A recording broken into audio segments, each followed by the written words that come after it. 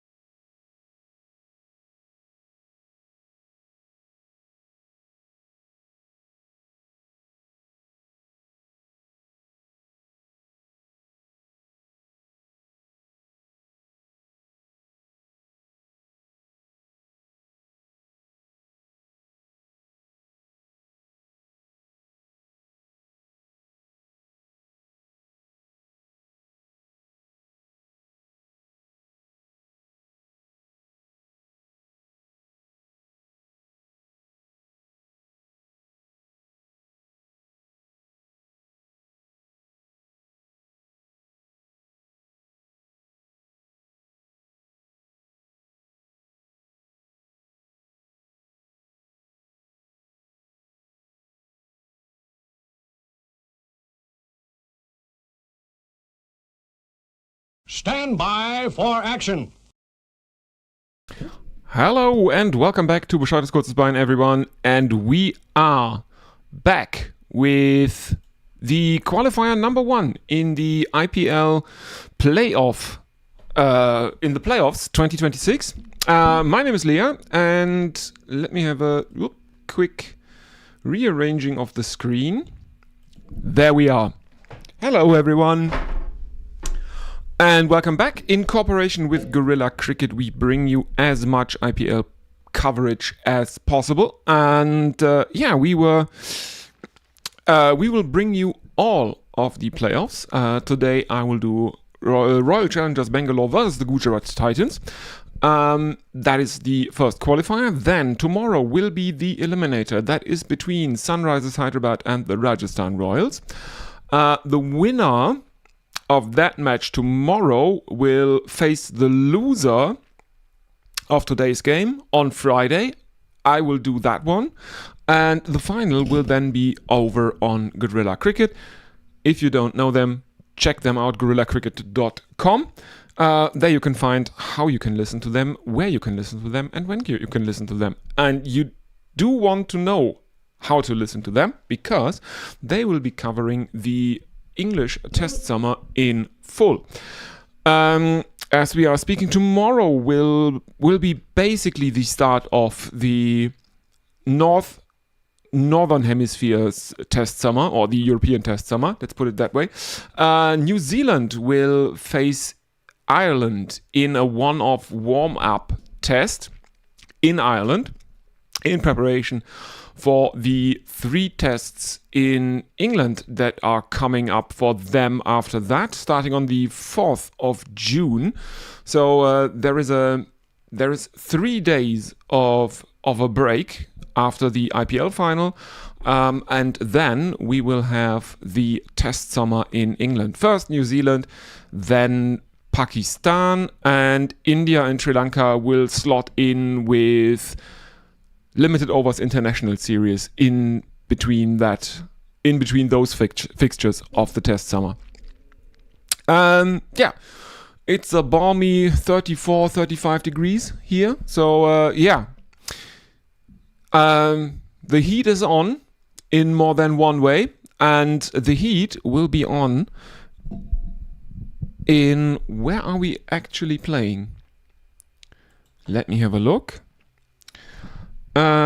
We are playing in Dharamshala. So we basically won the jackpot, because we will do, or this channel, we will have the prettiest stadium for the playoffs.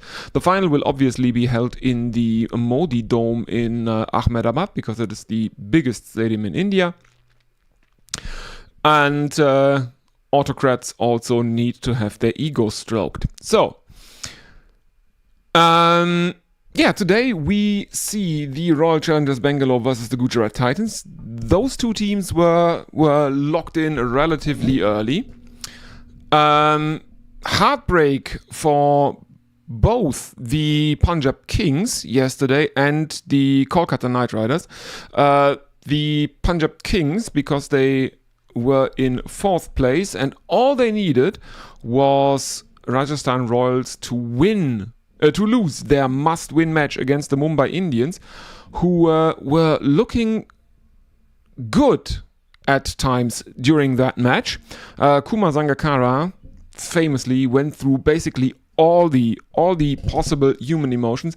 Guy got let's call it emotional whiplash yesterday. I think with around 7 overs left in the match, he developed a literal case of 1,000 yards there. That is a condition that is generally associated with PTSD and combat veterans. And Kumar Sangakkara had one. He had 1,000 yards there. Give me just a second. I'm fiddling around with my headphones, because is that better? No, it's not. Do I have a slight damage in the cable. That might actually be a possibility.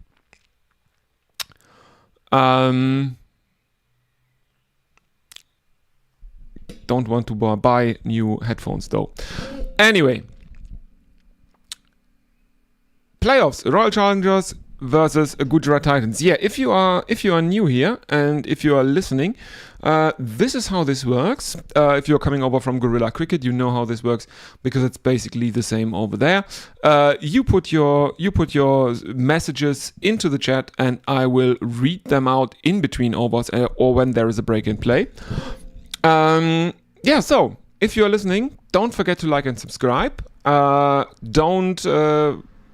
Go ahead and use the chat. Any interaction is really, really nice. Also, I'd love to hear from you. What are you doing? Where are you listening from? Stuff like that. I am commentating from Germany. And let's have a look at the teams. The toss update, you have probably all seen that in the chat. Gujarat Titans have won the toss and they have decided that they will field first. So, let's have a look. Because the Gujarat Titans have won the toss, we will start with their bowling first 11. It's Gill, Sudarshan, Butler, Nishant Sindhu, Sundar, Holder, Rashid, Kejrolia, Rabada, Siraj and Prasid. The impact player options are Tewatia, Phillips, Anuj Rawat, Kumar Kushagra and Sai Kishore. Royal Challengers batting first 11. Kohli, Venkatesh Iyer, Devdutt Padikkal, Partida Krunal, David, Jitesh, Bhuvaneshwar, Hazelwood, Duffy and Rasik. The impact player options are Shepherd, Suyash, Kanishk, Chauhan, Abhinandan Singh and Jordan Cox. Yeah,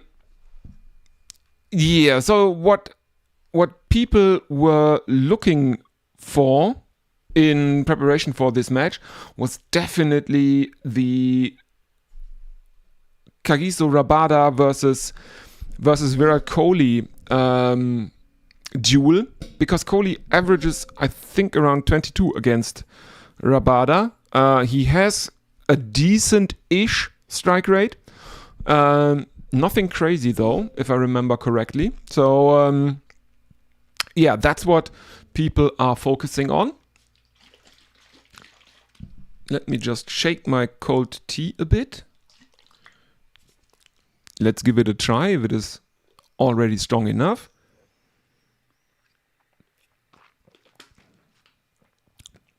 Definitely not. That has to steep a bit more yet, I think.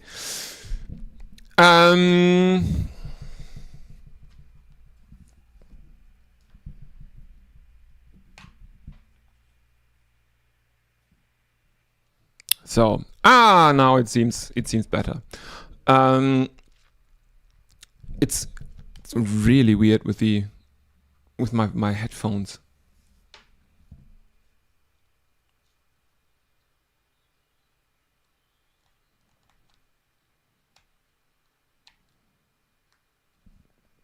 Yeah, we will manage. Let's have a look at the YouTube chat. So if you are listening, again, please go ahead and use the YouTube chat. Don't forget to like and subscribe. And yeah, let's see what are your predictions first of all. Will Royal Challengers Bangalore win today here in Dharamshala? Giving them until Sunday basically to prepare and get rested for the big final, or will they have to take the long way home and go through the qualifier 2, which will be in which case they will have to face the winner of the match tomorrow, Sunrisers Hyderabad versus the Rajasthan Royals. There are the opening batsmen for the Royal Challengers Bangalore, currently right at the edge of the circle, Virat Kohli and looks like Venkatesh Iyer. We should be just a few seconds away from start of play. As we are seeing now, there are aerial shots of that amazing. That amazing cricket ground at the foot of the Himalayas, or in the foothills of the Himalayas. I think that is. It's relatively high up.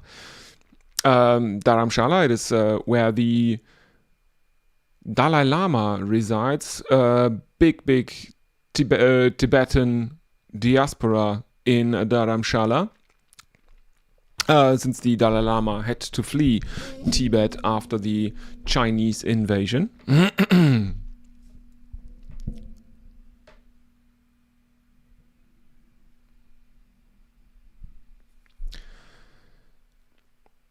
The umpires are now coming out. The Gujarat Titans are standing at the edge of the field. Now they are coming on. Kohli and Iyer are leaning onto their bats, following the fielding side out into the middle. There is a very prominent display of the trophy that will be taken home by the champions of the IPL, current holders, the Royal Challengers Bengaluru, who last year won their first title after trying since 2008 and always coming up short. Lots of people in the stands, and it's this really weird phenomenon where people are going to an event and then they are not watching what's going on with their own eyes. They get their phone out and they watch the whole event on the little screen on their phone. I mean, why? I get it. You want evidence that you have been there. That's fine. But record the broadcast of the event, of the match. The direction will be much better. The pictures will be much more interesting. They have these spider cams and stuff like that. All that good shit that your phone doesn't. Watch that instead. Really though. So, let's have a look. Mohammad Siraj is going to open the bowling for the Gujarat Titans. He has the ball in hand. 123 matches, 100 and more wickets than that in his IPL career. Jos Buttler is the keeper for the Gujarat Titans. And how is that with the... Oh, I'll have to look that up. There is an orange cap on the head of one of the Gujarat Titans.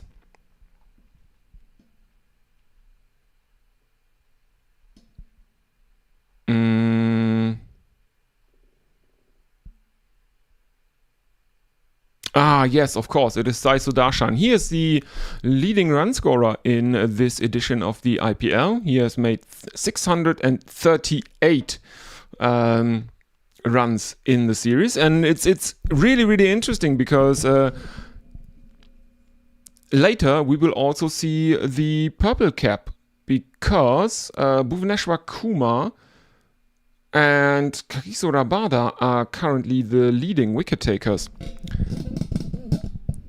in this competition. Both of them have taken 24. So the two top wicket takers are in this match. The two top run scorers are also in this match, but they are not on different teams. They are both on the Gujarat Titans, because in second place is Shubman Gill. He is 22 runs behind his teammate Sai Sudarshan in the leaderboard for the most runs made in this edition of the IPL. Gill now in conversation with Mohammad Siraj, who has been chosen to open the bowling.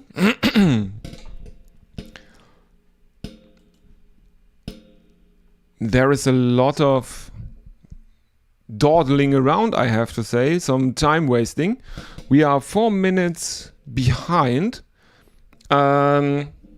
I don't know what the reason is, but Gujarat Titans should be in their best interest to start the match now, because otherwise they might actually get some fielding penalties at the death.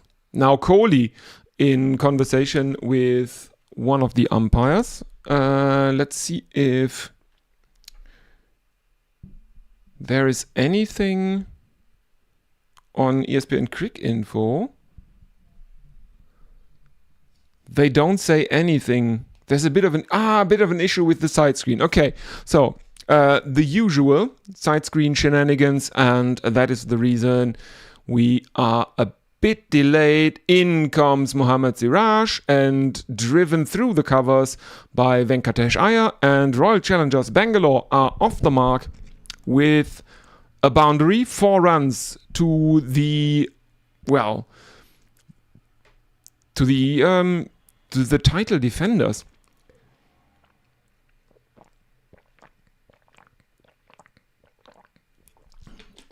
Both of these teams have obviously won the IPL. The Gujarat Titans famously did it in their debut season, but under a different captain, under Hardik Pandya, who has since gone back to Mumbai and has not had that much success there.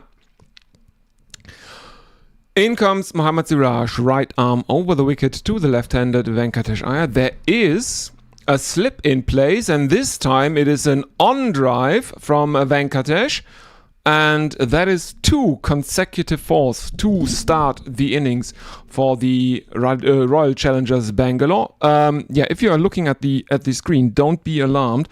I have to do that and call them the neutral grain spirits and dethroned deities. Because for some reason it is okay to use the names of the teams in the video description, but it is definitely not okay to use them on screen. You get struck with a copyright strike really, really fast, and if you have 3 of those, YouTube is pretty quick with just nuking your whole channel, and I can't risk that. Third delivery is a dot ball, so 8 without loss. The Royal Challengers Bangalore. What are your predictions? What is probably a good score here? I have read predictions of around 200 and ranging from 235 to 250 for Royal Challengers Bangalore. And I mean, if they keep scoring like this, they might actually get there, because the 4th delivery is hit for the 3rd boundary of the innings. Straight off drive this time from Venkatesh Iyer, and that is the 3rd 4 of the over of the 4th delivery. 12 runs have been conceded in 4 deliveries by Mohammad Siraj thus far. Venkatesh has hit 17 fours and 10 sixes in the season. In comes Mohammad Siraj, right arm over the wicket. Still a slip in place, dropped out into the offside, but this time they take only a single, 13 without loss, and Virat Kohli is facing his first delivery of the match. Venkatesh with 13 runs of 5 deliveries, that means he has a strike rate of 260. Which is nothing to scoff at. Final delivery of the over coming up. Of course, it takes a bit longer. Venkatesh Iyer is a left-hander and Virat Kohli is a right-hander, so Gujarat Titans will have to reset their field basically every single Royal Challengers Bangalore take. In comes Mohammad Siraj, slip in place for Kohli, dropped out into the offside by Kohli this time, and Kohli retains the strike. 14 runs off the first over, the current run rate is 14. Who would have guessed? Virat Kohli 1 of 1, Venkatesh Iyer 13 of 5. Mohammad Siraj ends with figures of none for 14. And Gujarat Titans have a chance to bring on the duel or the contest that most people seem to be fixated on early. They can give the second over to Rabada and have Kohli on strike for Rabada.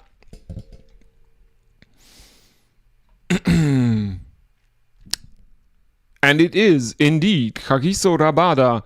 99 matches, 143 wickets in his IPL career. That's a pretty good career. That is almost 1.5 wickets per match. And in he comes. And this one, he's also a right arm tearaway, as I'm sure you all know. So he is also bowling right arm over the wicket. And this one flies past the outside edge of Virat Kohli's bat as Rabada digs it in a bit short. He looks determined to bounce Kohli first up, just for good measure.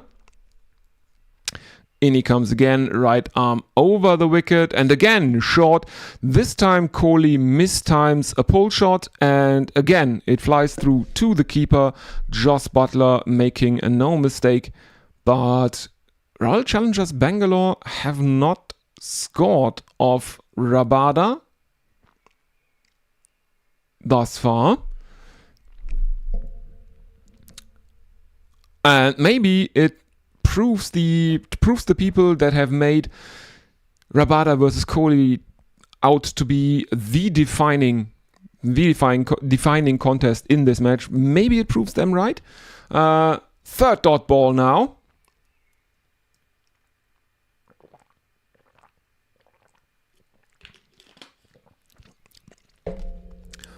As Rabada can keep him in check here, can keep Virat Kohli in check. It's not as bad as that might sound for Virat Kohli, because there is definitely not really any danger of him getting out here. He missed all 3 of the deliveries that Rabada has thus far bowled to him. He has missed all of them by quite some margin, to be honest. Now he is able to score off Rabada. This one is a quick single into the offside, and they have run through for a very, very quick run, bringing Venkatesh Iyer back onto strike.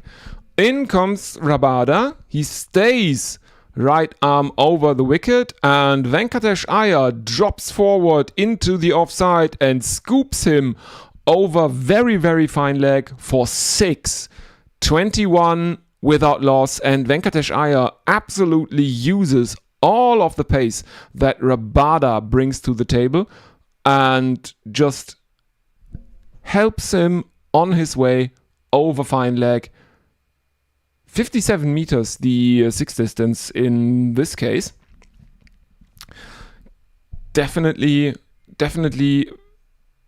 says that the boundaries are relatively short. Skied high into the air. There is someone under it, and it is the captain of the Gujarat Titans, who is stationed at mid-off, running towards the boundary, takes the catch over his shoulder, and Venkatesh Iyer is the first wicket that falls, and Kagiso Rabada has 1 more wicket than Bhuvaneshwar Kumar in the season, now 25. That means during the innings break, I think, he should be presented with the purple cap, which is the one for the leading wicket taker.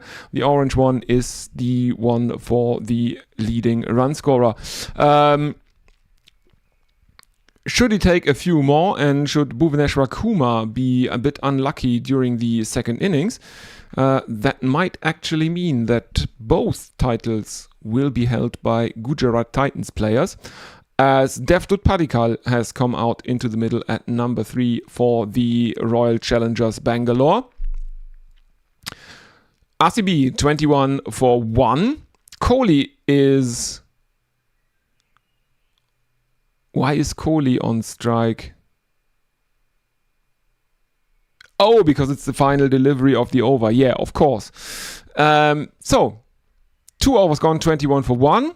Now, Siraj continues a right arm over the wicket, lofted off drive from Virat Kohli. That flies over the infield, and that is 4 runs. And Virat Kohli is starting, or is he actually trying to play out Rabada and is therefore targeting the bowler at the other end? In this case, Mohammad Siraj. 25 for 1. Kohli has a strike rate of over 160 in the first power play in this season. Now he guides that out towards deep backward point, and they have run a couple of runs this time, 27 for 1.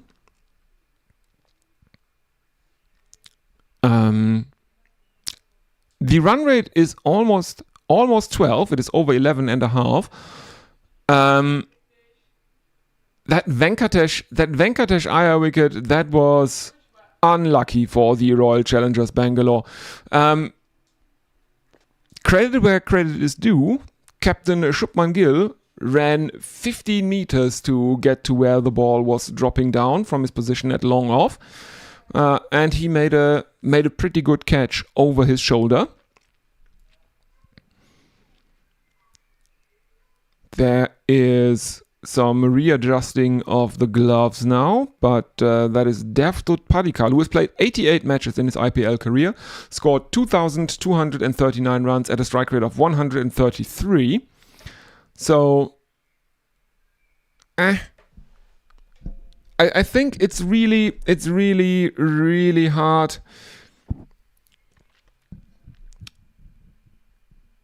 to judge what is a good T20 player. If the best I can come up with is strike rate plus average of 150. Loud appeal for caught and bowled from Mohammad Siraj. The umpire is not impressed. Will Gujarat Titans review that? I think Devdutt Padikkal, who is on strike after Virat Kohli took a quick single, is arguing that he didn't hit it. It hit him on the pad, and indeed it did. Mohammad Siraj was appealing because the ball ballooned up high into the air. Mohammad Siraj took the catch, but I don't think that there was bat involved, and I also think that it was pitching outside the leg stump. So,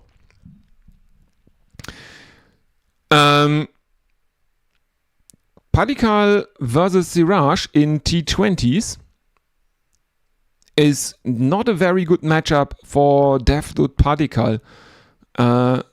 7 innings and less than 50 runs.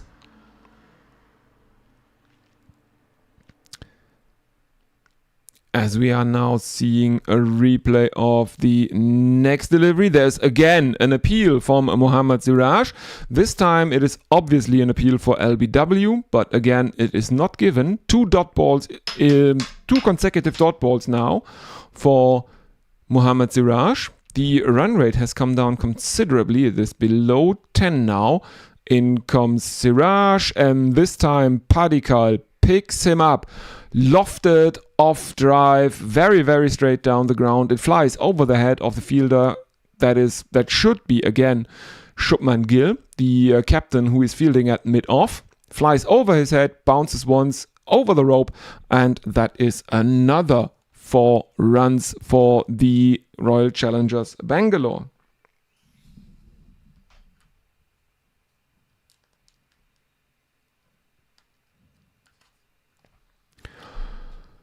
Don't know what's going on with my headphones. That is really, really annoying.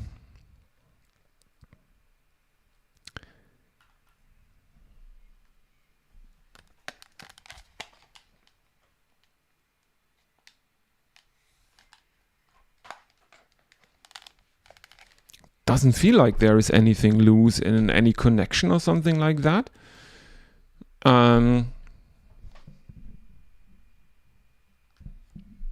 Anyway, oh no, no. There is technical problems. Courtesy of the broadcaster. So let's have a look if anyone is with us on the YouTubes. Oh, I should probably turn that to live chat. But I think I'm up to date. So. Oh, come on.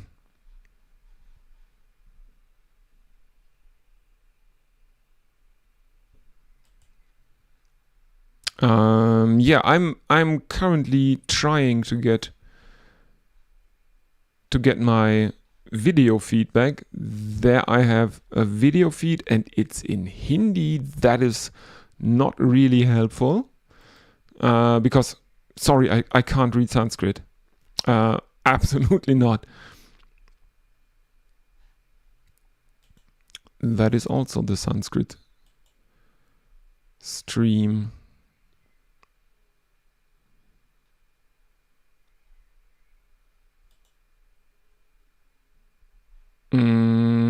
That is really annoying.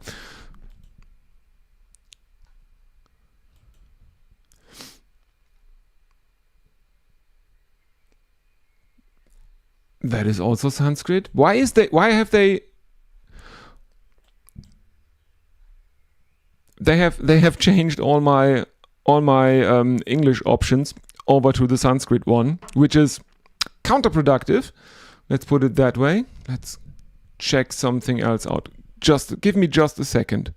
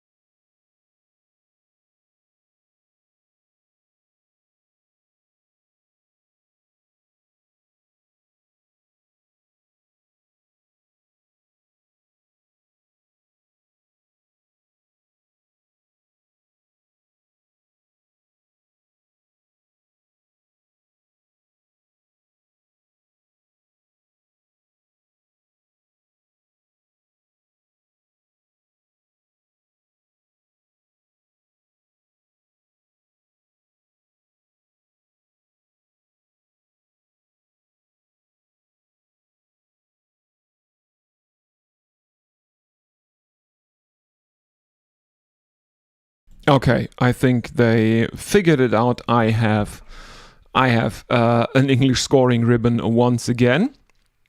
And Devdutt Padikkal is looking like he has come to play. He is currently on 12 of 5. As he is now hitting Kagiso Rabada around. Late cutting him for 4 runs through third man. And again, cut away, and this is too far to run for Rashid Khan, who is fielding at deep backward point. And again, it crashes into the boundary, and that is another 4 runs for the Royal Challengers Bangalore. They are 1 away from their 50. 3.5 overs have been bowled, so there are still 2 more overs to come in the power play for the Royal Challengers Bangalore. A good power play score is probably 65 here. Even though they might actually, if they go along at where they at their current run rate, they will be much closer to something like 75. They will be exactly on 75 if they can keep up their run rate that is currently sitting at 12.5. And a single of the final delivery of the Kagiso Rabada over, the 4th one, not Kagiso Rabada's 4th over, the 4th overall, Rabada's 2nd over. brings up the 50 for Royal Challengers Bangalore, and it is Devdutt Padikkal on 17 of 7 and Virat Kohli on 14 of 10. Kagiso Rabada has taken a wicket, but he has paid with 25 runs from his 2 overs that he bowled thus far.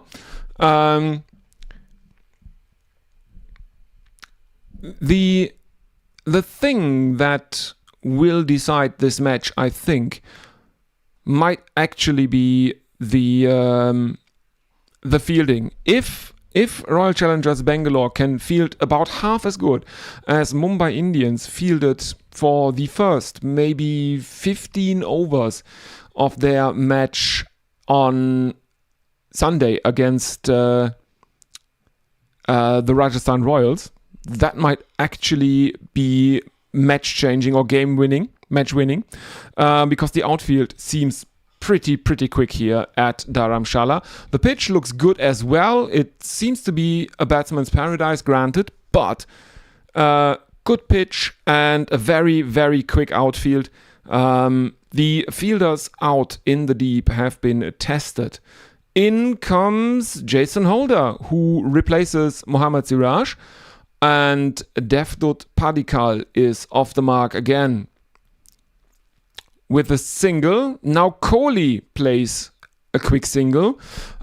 He is thinking about coming back for a second, but he is sent back by Devdutt Padikkal, who is now on strike. Let's have a look. There's some... Wi-Fi shite. Is Kohli Cam a Bradman after head incident? Well, Kohli has been playing a bit of an anchor innings thus far in the innings for long, by the standards of a T20 at least. He is on 15 of 11, while Devdutt Padikkal at the other end is on 22 of 9. Venkatesh Iyer was the only wicket to fall thus far in the innings, and he fell to Kagiso Rabada. Now Jason Holder has been lumbering in, and there is another boundary for Padikkal for more runs, and late cut towards third man, and this time they decide against running a very risky single. 56 for 1 Royal Challengers Bangalore inside the power play. And I would say if they can get through the 1.2 overs that remain without losing another wicket, and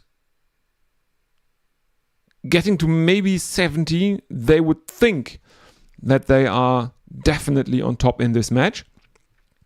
Another single now, and Royal Challengers Bangalore 57 for 1 after 4.5 overs. Kohli is now on strike, and he has been kept quiet mostly by Rabada. He scored off Mohammad Siraj, but Kagiso Rabada was able to keep Kohli relatively quiet. Let's see what Jason Holder can do, the all-rounder, who I would put a bit below both Rabada and Siraj regarding his threat. He is not as express as both of those. Kohli plays it out to cover, and there are overthrows as they do not back up at the bowler's wicket, and that is 5 overthrows to end the over. 62 for 1 now, Royal Challengers Bangalore. I'm looking who made that mistake, the throw from cover was not all that accurate, but there was also no one really backing up. Holder was too far down the pitch, and Sundar is Sunda is the thrower. And yeah, no one is backing up. And that means Royal Challengers Bangalore end the 5th over with a 5. 62 for 1, current run rate 12.4. 12 runs have come off the 5th. Kohli on 20 of 12, Padikkal on 23 of 11. 5 point... Sorry, Padikkal 23 of 11, Jason Holder none for 12. Yeah, it is currently really, really hot where I am. 35 degrees still.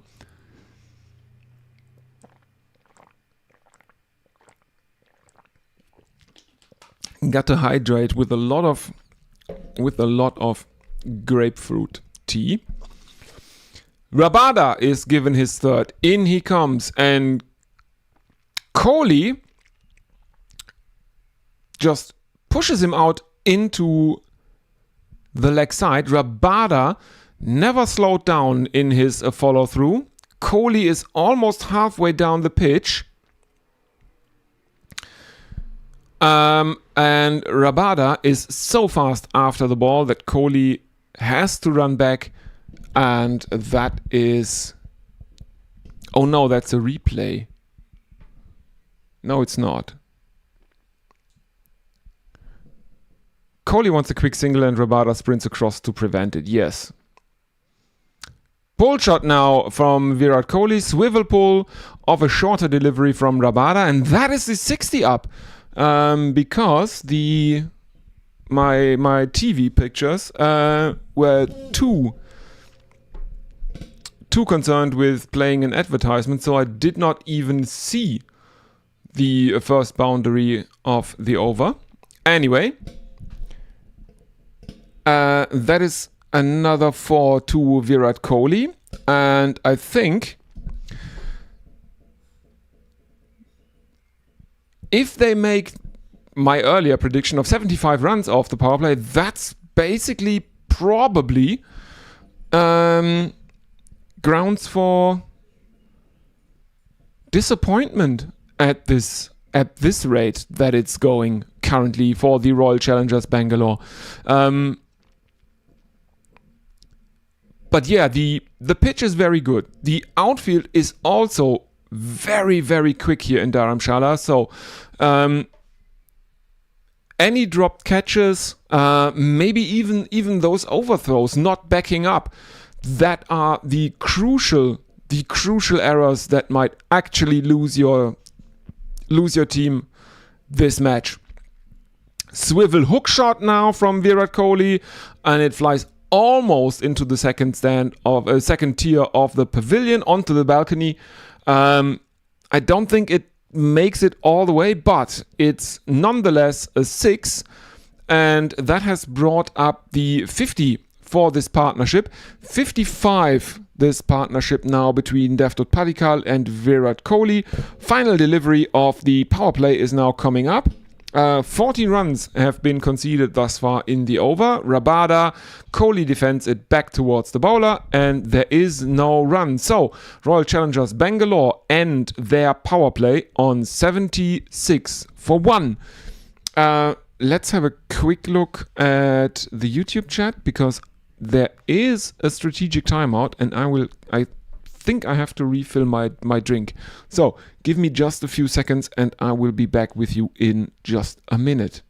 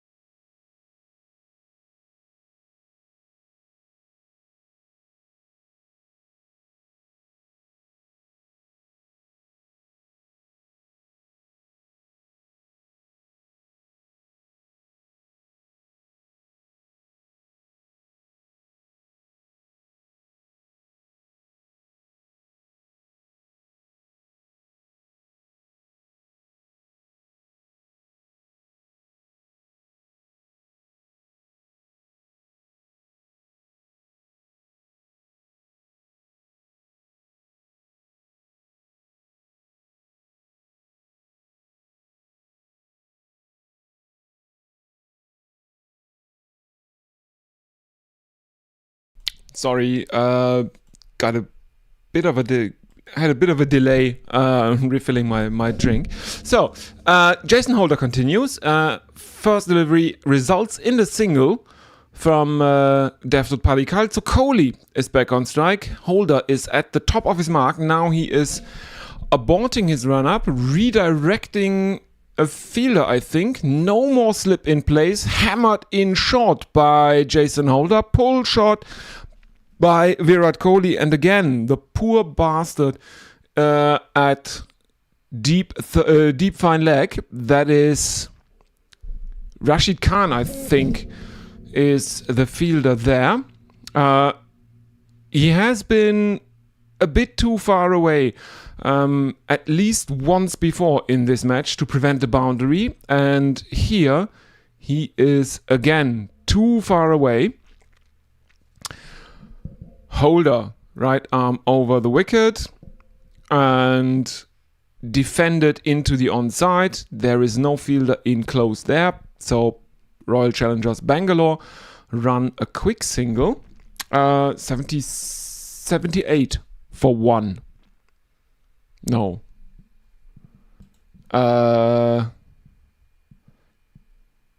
82 for 1. 82 for 1. So, Padikkal is back on strike. Strike rate of 200. There is square leg. There is backward point. There is third man. And this time it is cut out to third man and they run another single. 83 for 1. And looking at this, yeah, maybe the prediction I read on ESPN Cricinfo is not that far off. 250. Some of the fans were predicting, or around 250. And seeing how they are almost into triple digits now, or they will probably be in triple digits in maybe the 9th over.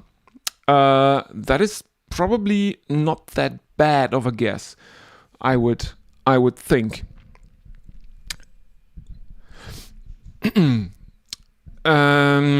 Yeah, now I'm seeing that the broadcaster is explaining to me the how the playoffs work, but he lets Gemini, the Google AI, explain it to me, and it's so stupid, because there is always under any answer that you get from the AI, there's always the warning that Google doesn't really guarantee that that's correct. You have to check your answers that you get from the AI.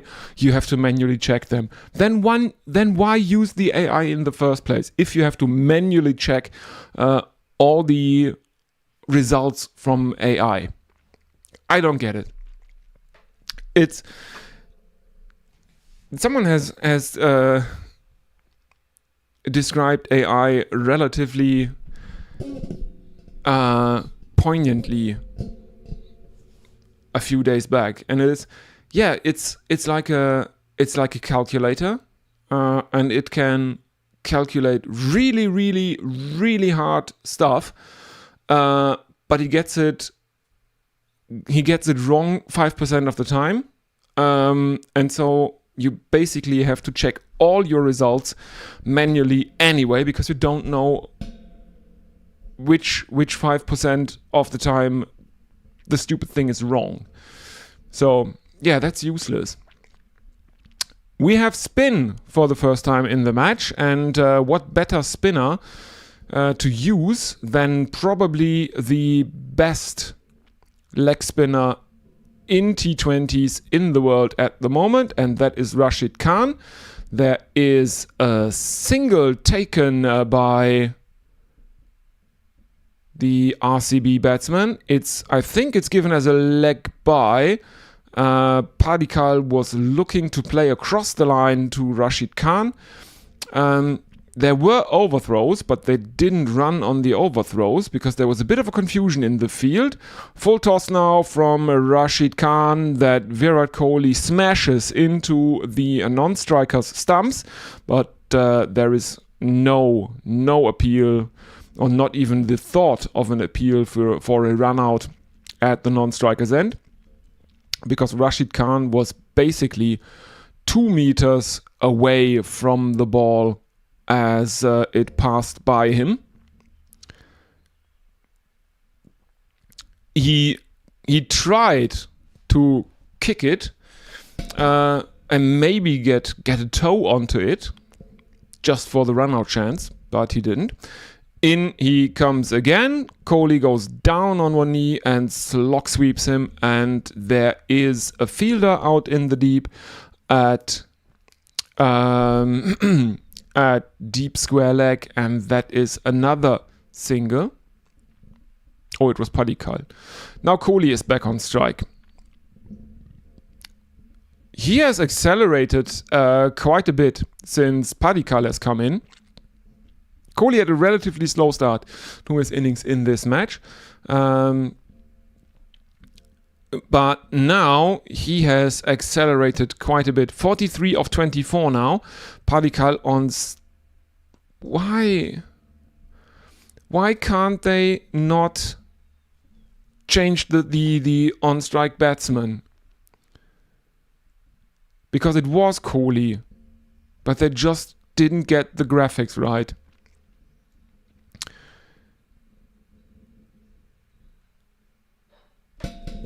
Let me have a look.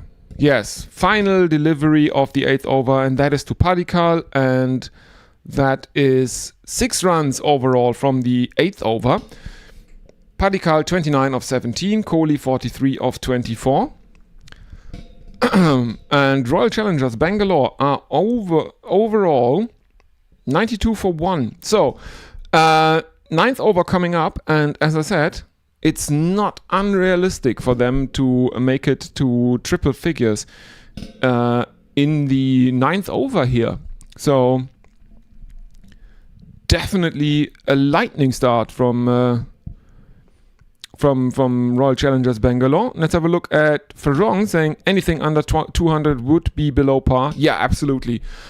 Looking at the pitch and at the outfield, yes, you need 200.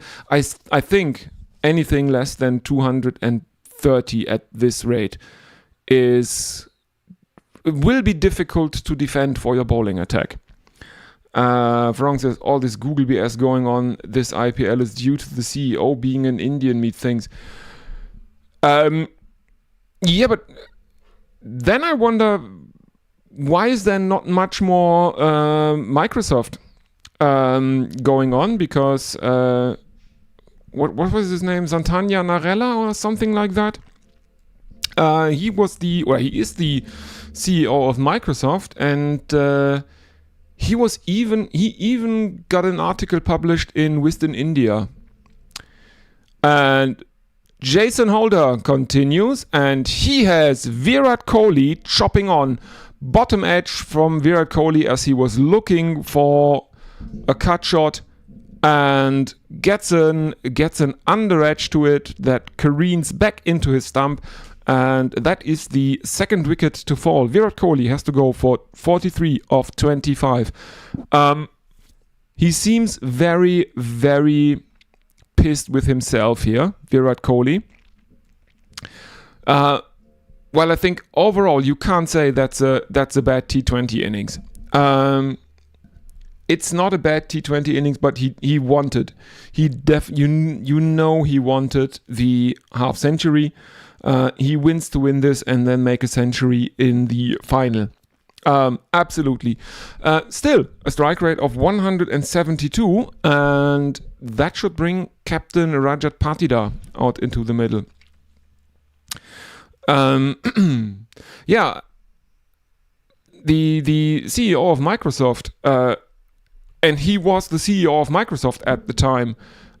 He wrote an article for Wisden India. I think it was the 2017 edition, I think it's the one where Virat Kohli is on the cover with his helmet off and stretching his bat out towards the camera.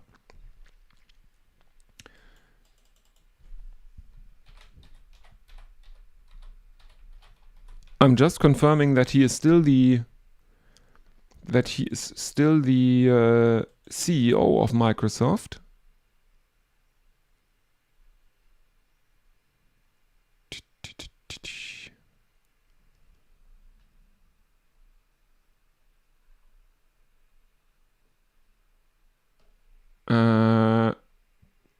Satya Nadella, yes, chairman and CEO still of Microsoft. He wrote for or he had an article in Wisdom India, but I don't see that much more Microsoft. Big appeal for caught behind by Jason Holder against Devdutt Padikkal, and this one is given.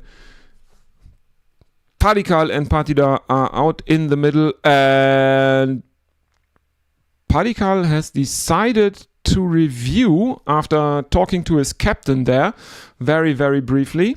And it really looked like, is it okay if I review this? I'm maybe not exactly sure if I hit it or not. He has been given out on the field.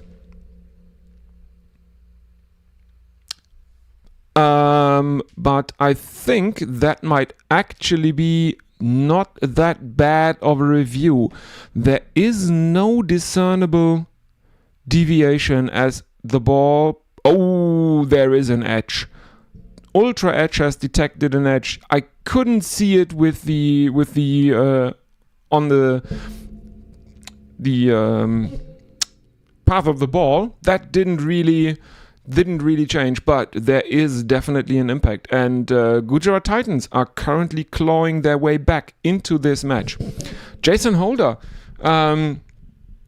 now their pick of the bowlers. He has taken 2 of the 3 wickets to fall thus far after Rabada made an early breakthrough by dismissing Venkatesh Iyer. And now Jason Holder, after an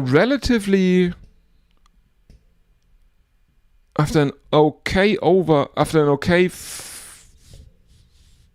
first 2 overs, he was going along at an economy of 11, which but he didn't take any wickets, and now he has 2 in his 3rd over, and his figures go from none for 22 to thus far 2 for 24. And Krunal Pandya is in at number 5 for the Royal Challengers Bangalore. 94 for 3. In comes Jason Holder, right arm over the wicket to the left-hander Krunal Pandya. Angles one across him, and Krunal Pandya is fishing with an angled bat outside his off stump for that one. Misses it completely. Would have been an almighty hoik over the covers, but he misses it. And there is no run. 94 for 3. And I think the fact that Jason Holder here did get 2 wickets in the over, that's the reason Royal Challengers Bangalore will not make triple figures in this over, as Krunal Pandya plays one out towards extra cover. It is fielded in the deep, but they have run through for a couple. So 96 for 3 after 9 overs. That's not a... It is not a bad score, but I think Royal Challengers Bangalore will still be a bit disappointed with how that over went. They threw away basically 2 wickets.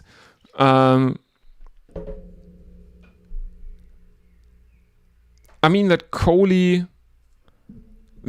dismissal, that was unlucky. I think Devdutt Padikkal also taking a review with him when he left, that might actually be the one that bothers them. And now it is Rashid Khan back, and Rajat Patidar takes a single into the leg side of the first delivery, as we are seeing a Matthew Hayden, who is he used to be such an intense character. He now looks like a bit of a cuddly grandpa. He starts to look like a bit of a cuddly grandpa. In comes Rashid Khan, defended by Krunal Pandya, and there is no run. The last 15 balls have brought 14 runs and 2 wickets. Hayden used to have a real intensity about him. I remember him talking in a documentary about, I think it was Murali, and Matthew Hayden seemed to have a psychotic break through that whole interview. Now he's looking just relaxed and I don't care. In comes Rashid Khan again and driven back straight to the bowler, and that is another dot ball. So as things are looking right now, not only did they not make it to triple figures in the 9th over, they might not actually make it to triple figures in the 10th over. Now, Krunal Pandya plays one straight in between the legs of Rashid Khan, who is so surprised by that ball coming at him that he doesn't get his hands down fast enough, and they can run a single. So, final delivery coming up. Any boundary or a couple of runs would mean that Royal Challengers Bangalore make it to 100. Pulled by Rajat Patidar. And have they gone through for a couple as it is fielded out in the deep? No, they have not. Throw comes in, is relatively accurate. And Royal Challengers Bangalore end the 10th over on 99 for 3. Rajat Patidar on 3 of 3. Krunal Pandya 3 of 6. Rashid Khan none for 8 of 2. And the current run rate has come down. It has come down to below 10. It is currently 9.9. So the lads in the pub still have Royal Challengers Bangalore as the favorites, though, at about 60%, they say. Let's see what else is on the YouTube. This is an interesting fact from Farong. Kohli has now scored more runs in the IPL, 9,231 runs, than in Test cricket, 9,230 runs. Yeah, but yeah, that might actually convince him to unretire and give it another shot. But I mean, he has been playing IPL longer than he's been playing tests, doesn't he? When did Virat Kohli make his test debut? He has been playing in every season of the IPL, I think. He's been playing since 2008, and he's always been playing for Royal Challengers Bangalore. Let's see.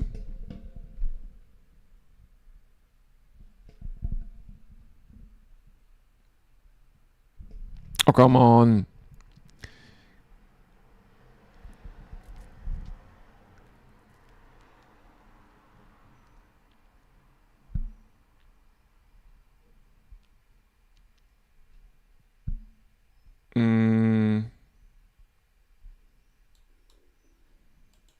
Yeah, he's been playing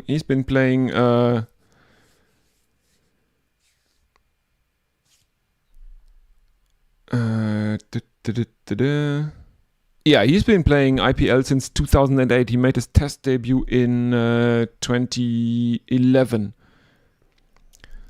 And he's been playing IPL he's been in all seasons of the IPL. In comes Jason Holder, this time to Rajat Patidar, who squeezes it out. I missed a Holder 6 after over talking about Virat Kohli. He took Jason Holder deep. Then they score singles, 3 at this time.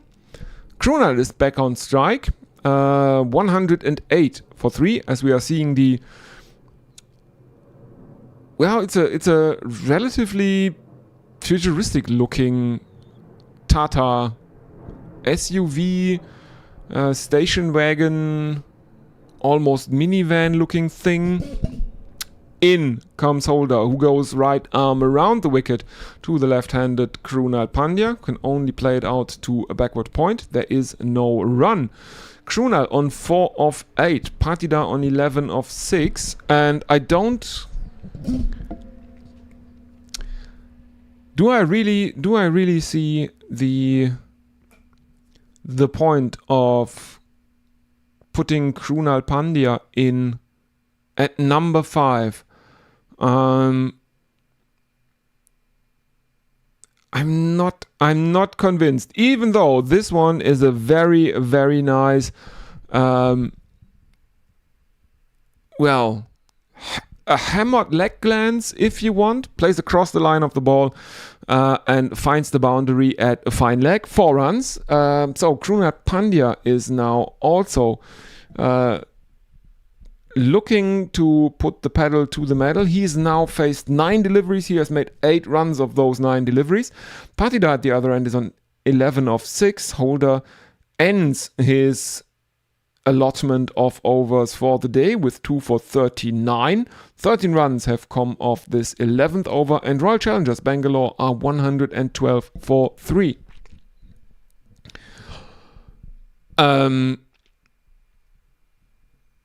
Do I really... I mean, who else could Royal Challengers Bangalore promote ahead of Krunal Pandya? He is definitely in there as a pinch hitter. And this is not a very good pinch hitter innings thus far. He is the lowest strike rate of the innings by quite some margin, by 67.89 points. The second lowest strike rate in the innings is Devdutt Padikkal, who made 30 of 19 at a strike rate of 157.89. Everyone else was above that. Prasidh Krishna now. In he comes, and is there a juggling catch at the boundary by Kagiso Rabada? Oh no, they are looking if he touched the boundary to check if it is a 4 or not. But he seems to have prevented the boundary. So 114 for 3 currently. In comes Prasidh, right arm over the wicket, and a wild hook that gets an edge from Rajat Patidar, but doesn't look like Jos Buttler is anywhere near able to keep the ball under control. No, it doesn't look like it. So that is also not out, but I don't think that they have run. No, they have not run anything. In comes Prasidh Krishna, right arm over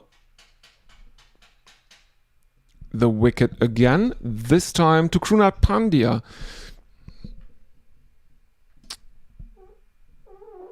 Oh, they have run a bye earlier. Okay, so now it is Krunal back on strike.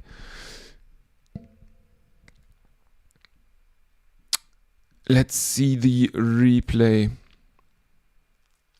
Oh no, that is not the replay that I need. But Prasidh Krishna is bowling right arm over the wicket, angling it across Krunal Pandya. Now he is going to around the wicket, the right-hander to the left-hand, right armer to the left-handed Krunal Pandya. And this is absolutely smacked straight down over his head. And that is 4 runs to Krunal Pandya. And yeah, that is very much needed, because if Krunal Pandya, because think about this, behind him in this Royal Challengers Bangalore batting order are Tim David and Jitesh Sharma. If Krunal Pandya is not playing the role of pinch hitter in this lineup, I don't know what is going on. But he has now moved on to a strike rate of over 100, 13 of 12 for him. Final delivery of Prasidh Krishna's over is coming up, and that is absolutely mullered by Krunal.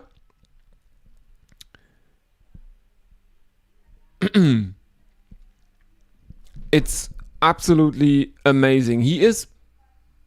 He gets cramped for room here by Prasidh Krishna. He is improvising, and he still scoops Prasidh Krishna for 6 runs, and that means 125 is the score for Royal Challengers Bangalore after 12 overs, 13 runs, and suddenly Krunal Pandya is on 19 of 13. Now his strike rate is a respectable around 130. That is a respectable strike rate. Is it high enough for a pinch hitter? Debatable. But Rajat Patidar on the other end is on 12 of 8, and Prasidh Krishna ends his first over with figures of none for 12, and Kejrolia replaces Holder.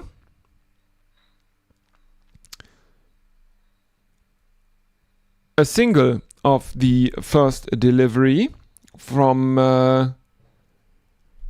the left medium fast bowler, full name Kulwant Kejrolia.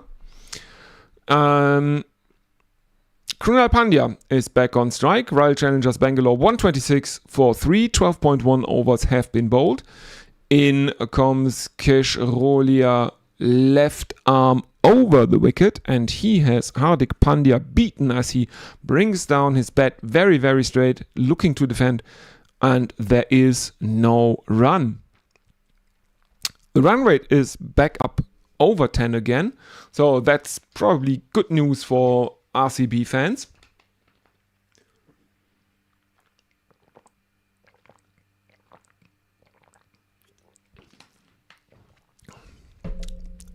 In comes Kejrolia again, and Krunal Pandya looking for an almighty slog. He doesn't really hit it. He loses sight of the ball. He thinks he has hit it over the infield and sets off for a run, but the ball has come to almost a total dead stop, quite right next to his wicket. He is sent back by Patidar, and there is no run. 126 for 3, 12.3 overs have been bowled. In comes Kejrolia, attempted pull shot, but Krunal doesn't seem to be able to read the left armour here, as he pulls and misses, and there is no run. Okay. 126 for 3, Royal Challengers Bangalore. In he comes again, left arm over the wicket, pulled by Krunal Pandya. This time he gets bat on ball, and it is fielded by Sai Sudarshan. the wearer of the purple cap for the highest, for the most runs in the IPL season, the leading run scorer. 127 for 3. Final delivery of Keshrolia's over coming up now. He has only conceded 2 runs thus far. And Rajat Patidar is surveying the field now. He is back on strike. 13 of 9 for him. The run rate is 9.9. In he comes. He stays left arm over the wicket and muscled to mid-wicket by Patidar. Single taken, and that's figures of none for 3 for Keshrolia from his first over.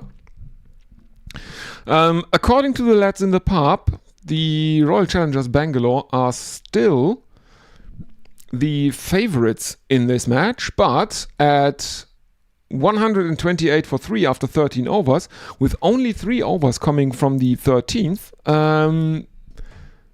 the lead is not as comfortable as it has been earlier in the match, and for long stretches they were probably around 75% favorites. And that one has come down quite a bit.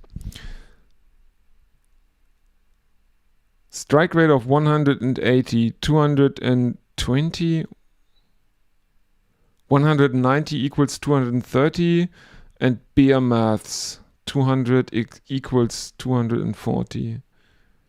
I'm not really sure what you want to tell me, Farong. I think the thing about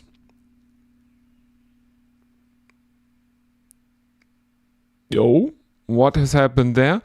Joss Butler is almost colliding with one of his fielders at, where is that? Backstop?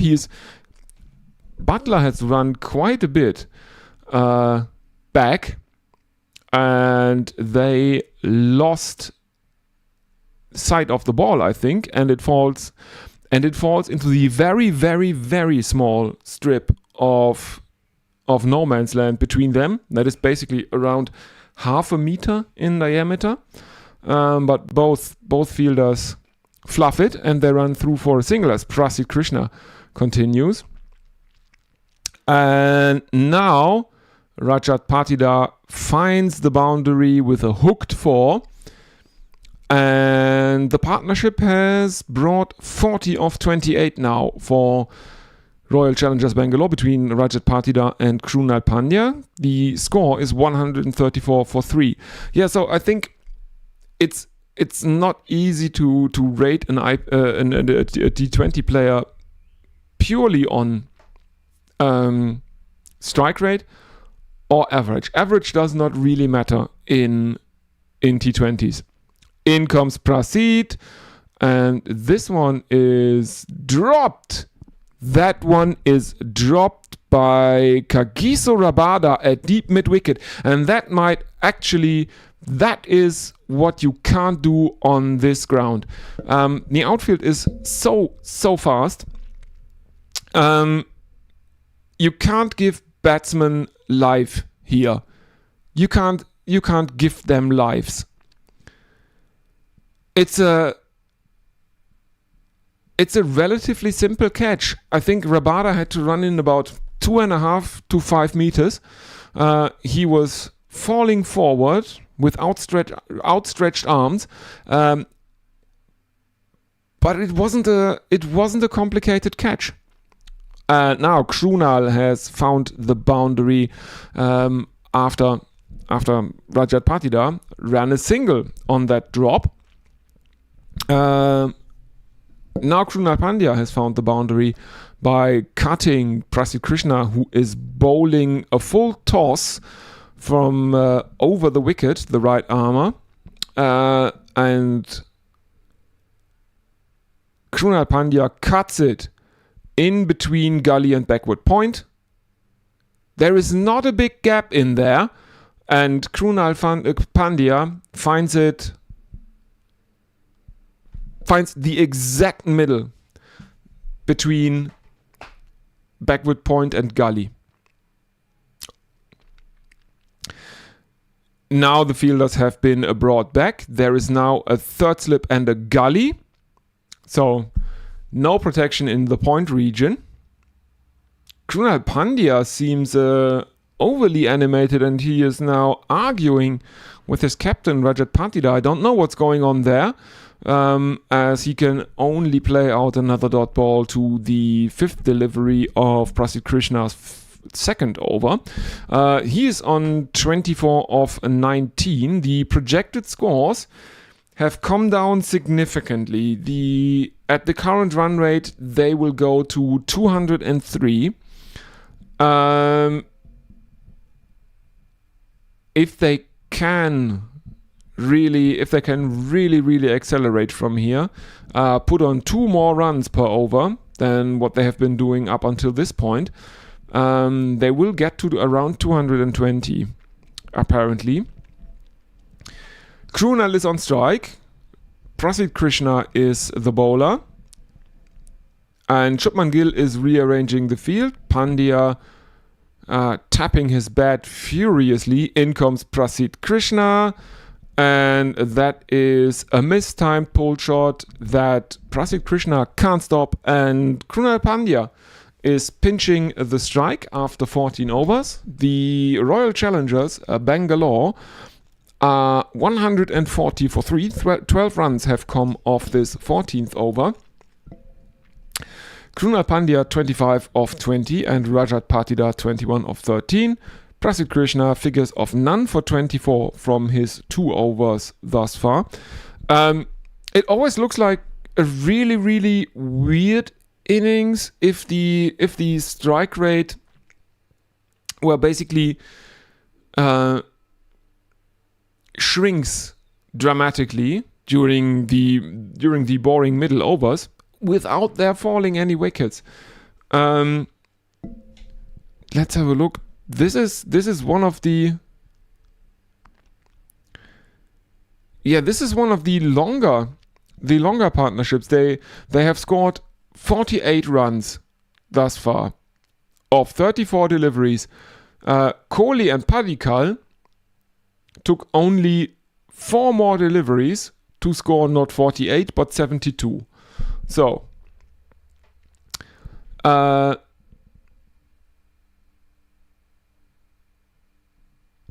it's the left armer.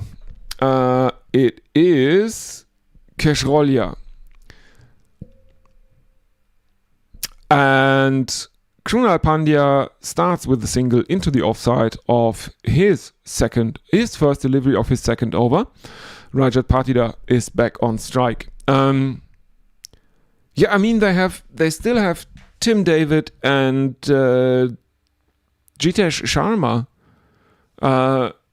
in the hutch, the Royal Challengers Bangalore. Take a few more, and you brought in Krunal Pandya as your pinch hitter. You want them to take risks, don't you? Or at least get out if they can't make the runs at a reasonable pace here. Especially since I think the pitch is looking very, very good. The outfield is very, very quick. So,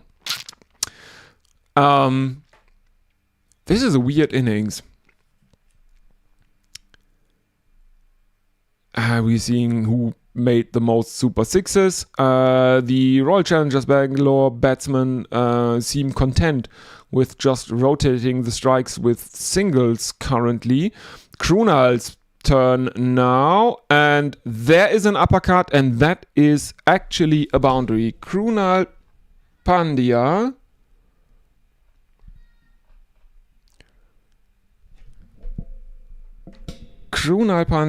has found a boundary after 2 singles, so that brings up the 52 partnership for those two. 146 for 3, 14.3 overs have been bowled. The Royal Challengers review because they think that Kheshrolya has overstepped.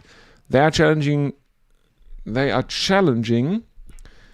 No, it's not overstepped. They are thinking it's a beamer. It is a full toss. It is a full toss that arrives at Krunal Pandya's batting crease. Relatively high, but is it actually high enough? So the third umpire will give it as a no ball.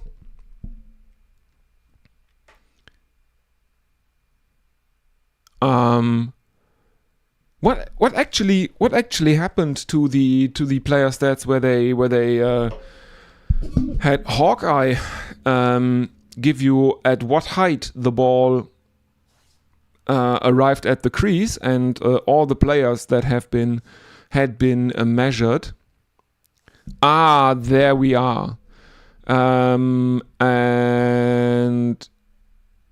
the original decision was fair delivery. The calculated decision is it's a no ball. And that means it is 14.2 overs bowled. And there is now a free hit coming up. Because it has been given as a no ball, they have scored. Krunal Pandya has still scored a 4 from that, and in comes. That is given as a wide because it is very, very wide outside the off stump of the left-hander Krunal Pandya, as Kheshrolya is coming in left arm over the wicket. As we are seeing replays, Krunal is stretching. Krunal is stretching so hard over into the offside to maybe get something on it that he almost falls flat on his face. It's been given as a wide. Krunal is not happy with something, and I don't know with what, because it is still the free hit. The wide does not count as a delivery. And that means you don't lose your free hit. And he uses the free hit very productively, smashes it over cover, and that is another 4 runs to the total for Royal Challengers Bangalore. 152 for 3, 14.3 overs gone. Krunal Pandya 34 of 23. And yeah, he is getting his strike rate up now as well. 145 currently. And oh no, it's only a 4 because Rashid Khan out in the deep didn't stop it. It bounced a few meters in front of him. It arrived at him in at basically chest height, and all he had to do is point his fingers up and stop it, take it. And he actually misses the ball, and it bounces off the outside of his hand, of the back of his hand, that is in this position, and it bounces past him and brings RCB 4 runs. And now, oh dear, now Kulwant has overstepped.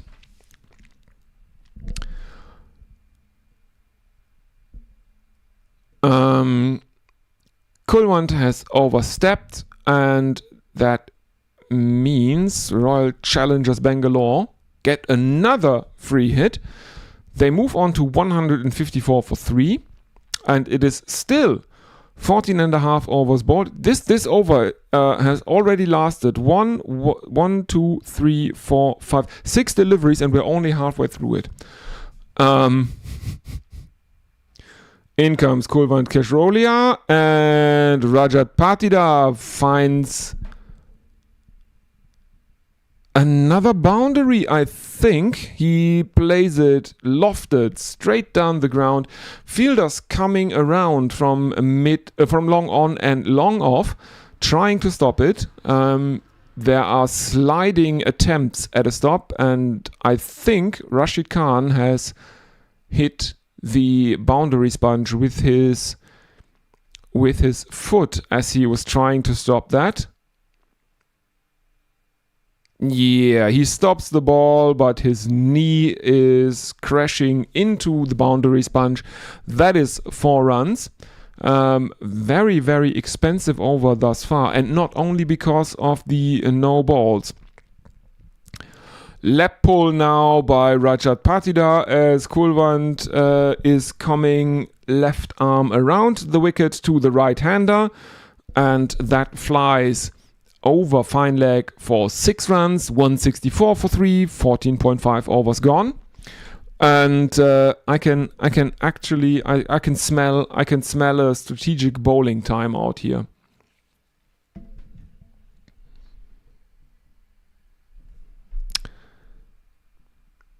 Or is the bowling timeout no, I think it's the batting timeout that is available first, and then at the end it's the bowling timeout. I can smell a bowling timeout coming because this over is the make or break. Another full toss, and yeah, another 4, this time over cow corner by Rajat Patida. That means this second over for Kulwant Keshrolya brought 28 runs to the total for the Royal Challengers Bangalore, and that is by far the most expensive bowled by Gujarat Titans in this game. The 15th over brings 28 runs. RCB ended on 168 for 3. They started it on 140 for 3. Rajat Patida on 36 of 17, Krunal Pandya 35 of 24, and Kulwant Keshrolya none for 31. And I will take a very short break because we have indeed the strategic timeout, and I will be with you in just a few minutes. Don't go anywhere.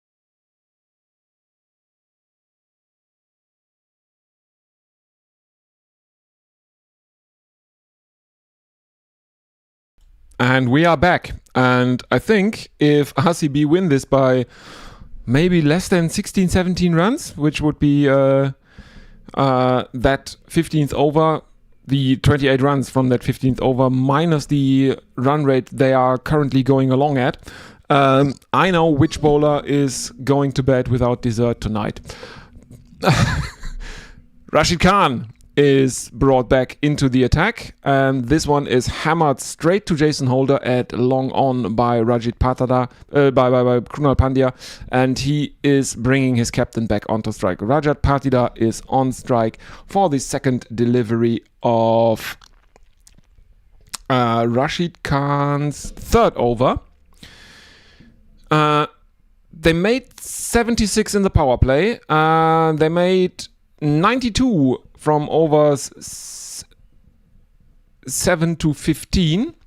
And now Rashid Khan is getting punished by Rajat Patida as he pulled back his line a little bit, maybe a little bit too much, because Rajat Patida comes down the pitch and pulls him straight over cow corner.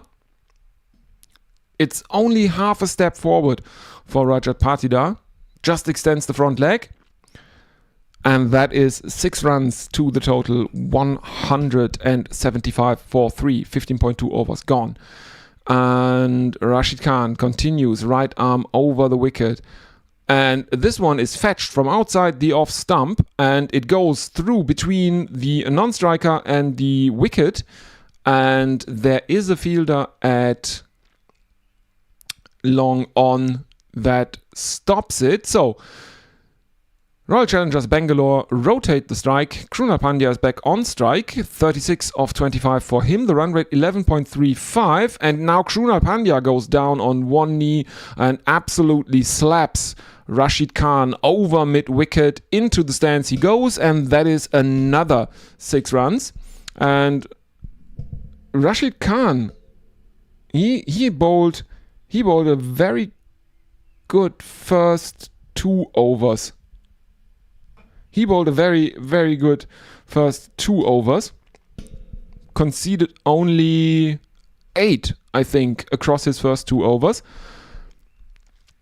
And now Krunal Pandya is looking to lift him over extra cover. But this one is too short, and this time Rabada is able to stop it, pick it up, throw it in, and he restricts the Royal Challengers Bangalore to a single. Patida is back on strike. The last 10 balls have brought 42 runs. Just think about that.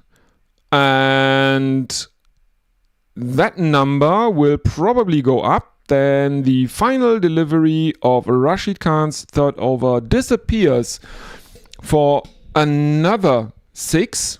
So 21 runs, and Rashid Khan has overall conceded 29. So he conceded 8 in his first 2 overs, and he conceded 21 in his third. Royal Challengers Bangalore ended on 189 for 3. Rajat Patida is within striking distance of his 50. He is on 49 of 20. Krunal Pandya is a bit further away from his 50. He's on 43 of 27. Rashid Khan figures, as I said, none for 29 from 3 overs. 21 of those runs have come in his third over. We have now entered the death, and I think the pain is pretty bad currently for the Gujarat Titans, and indeed it is Rabada who is going to bowl out, as Krunal Pandya is holing out to Sai Sudarshan, who is stationed at deep mid-wicket. And this one is not long enough, and Krunal Pandya just, well, that's a soft dismissal. He's looking for something of a combination between a leg glance and a pull, and it goes towards Sai Sudarshan. And Krunal Pandya has to go caught Sai Sudarshan, bowled Rabada for 43, strike rate of 153.57. And that should bring Tim David out into the middle.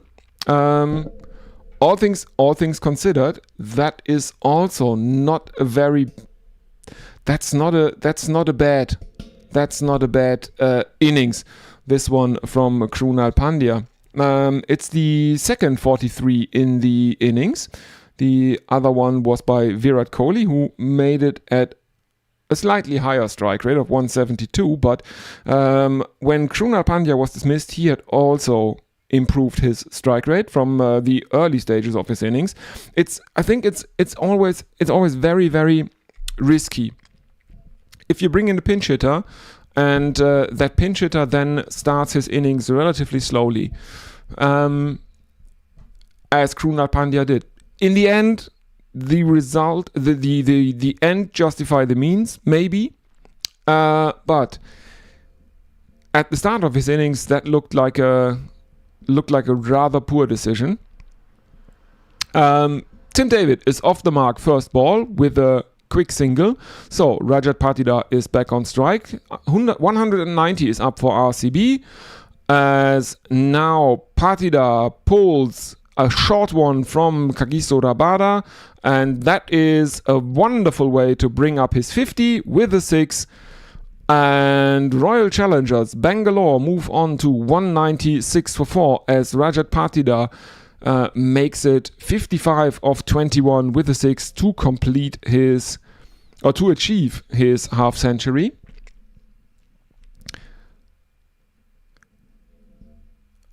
And yes, that now it, I mean, oh, yeah, now there's a lofted shot over cover, and again it is 6 runs, so 200 is up for the Royal Challengers Bangalore. 202 for 4, and yeah, I think that is the minimal, the minimum that they wanted. They needed to break 200 runs. On this ground, there are short boundaries, there's a quick outfield, there's a good pitch. 200 was always the minimum they needed. Virat Kohli in the dressing room is looking on in disbelief, and I think he almost regrets that he didn't fill up his boots here even more than he already did. He made a 43, which is not a bad T20 innings at a strike rate of 170. When the Royal Challengers Bangalore batsmen don't hit sixes, they are now very, very comfortable with just rotating the strike. Tim David is back on as Rajat Patidar takes a single. The last 18 balls brought 64 runs and 1 wicket. Tim David is on strike as there is a low full toss from Kagiso Rabada that is played out to cover, where it is fielded by Sai Sudarshan. But again, they can't prevent the single, and Royal Challengers Bangalore end the 17th over on 204 for 4. 15 runs and 1 wicket have come off the 17th over.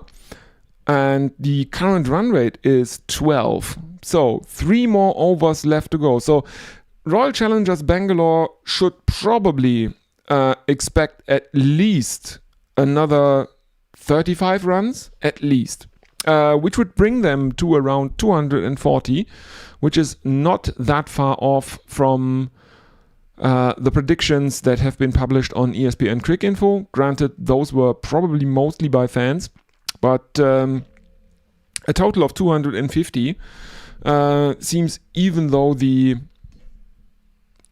ground is relatively small and the outfield is quick and the pitch is good, that seems like an imposing total overall. Prasidh Krishna is replacing Rashid Khan, and there is a check by the third umpire. It's a background check that it's not a review, but apparently they are checking if that one was a leg side wide, which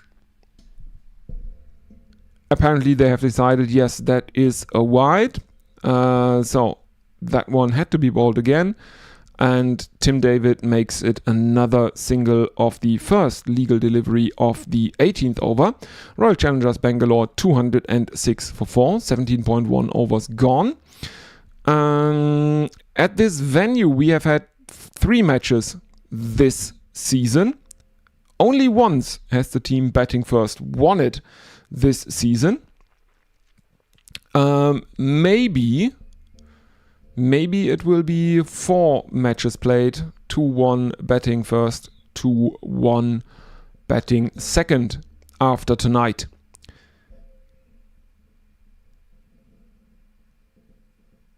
I mean, I know I shouldn't judge the pitch before I've seen what Gujarat Titans are going to do on this surface here. But yeah, I think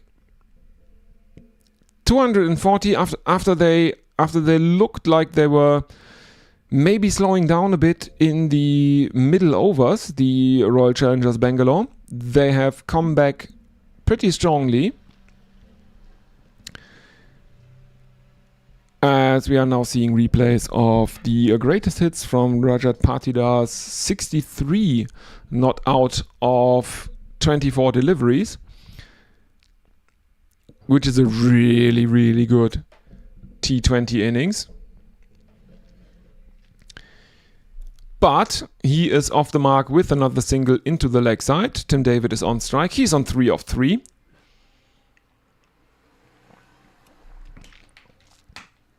And Royal Challengers Bangalore probably want him to play a few more shots here. Or just rotate the strike, give his captain back the strike with another single. That is probably the second best option here. So, 208 for 4, 17.3 overs gone. Rajat Patidar is on strike. Prasidh Krishna coming in low, full toss. And I think that has evaded the fielder at short fine leg. Indeed it has. Races to the left of short fine leg. And that is another boundary for the Royal Challengers Bangalore. So 67, if I'm not mistaken now, for Rajat Patidar, and 67 not out. That is... I can't see the individual scores because there's some other stuff. Another single. Yeah, now it is with that next single, it is 68 of 26 for Rajat Patidar, 26 not out. And Tim David will face the final delivery in this 18th over, bowled by Prasidh Krishna. It is the final delivery of his third over, so maybe he can, or he will probably bowl the 20th as well. Patidar was dropped on 20 by Rabada. And now there is another wide. And this time it is a wide based on height, as Prasidh Krishna digs it in short. Has to bowl that one again. 214 for 4. In comes Prasidh Krishna and middle stump packed back. David was looking for an almighty heave over long on, missed the ball completely, and his middle stump has been packed back. End of the 18th over, Royal Challengers Bangalore 214 for 5, 10 runs and 1 wicket. Rajat Patidar 68 of 26. And who will come out? I guess it should be Jitesh Sharma now at number 7 for the Royal Challengers Bangalore, as Tim David has to go. Bowled Prasidh Krishna 4 of 5, strike rate of 80. That is the only strike rate so far in the Royal Challengers Bangalore innings that is below 150 for a completed innings. Everyone else is over 153. Second highest second lowest is Krunal Pandya's 153.57.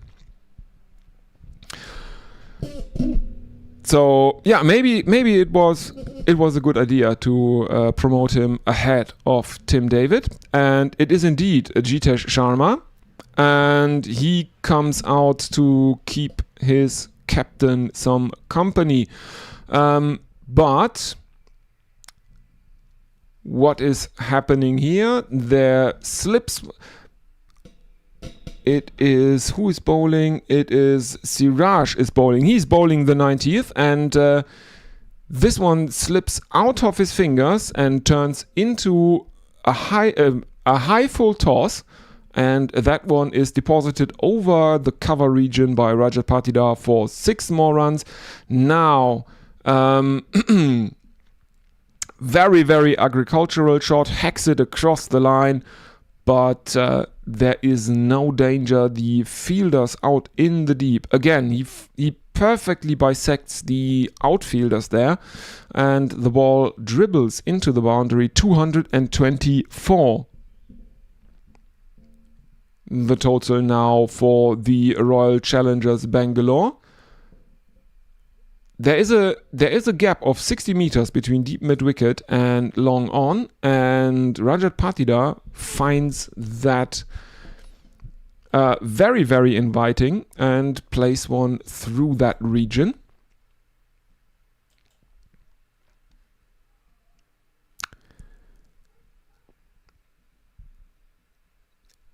In comes Siraj again. This time just a single to long on from Rajat Patidar. Jitesh Sharma on strike for the first time in the innings. And Mohammad Siraj has figures of none for 36 of 2.5 overs that he has bowled. 225 for 5.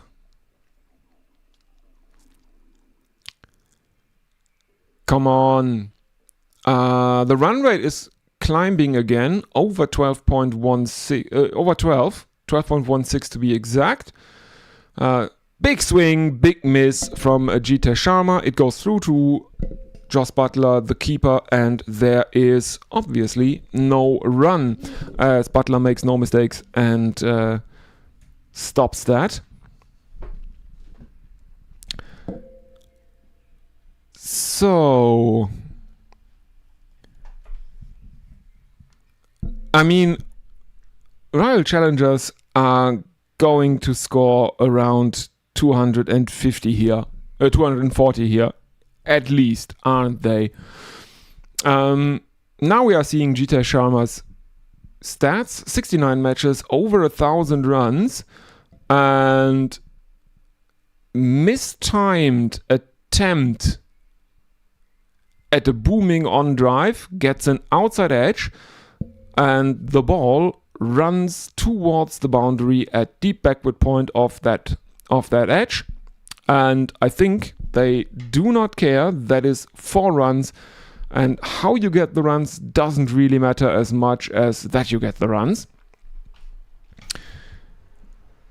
Let's see what they can do of the final delivery of the 19th over. 229 for 5 currently. In comes Mohammad Siraj, picked up by Jitesh Sharma, and that is 6 runs over long on. 235 for 5 after 19. Let's have a look in to the YouTube chat. Oh, Hattie the Batty is there. Hello, Hattie, listening in darkness with blinds down to keep the sun away in the barn and air conditioning unit on full blast. In a barn. Yeah, I mean, it is around 35 degrees Celsius here as well. So it's I can feel your pain. It's been really, really hot the whole day.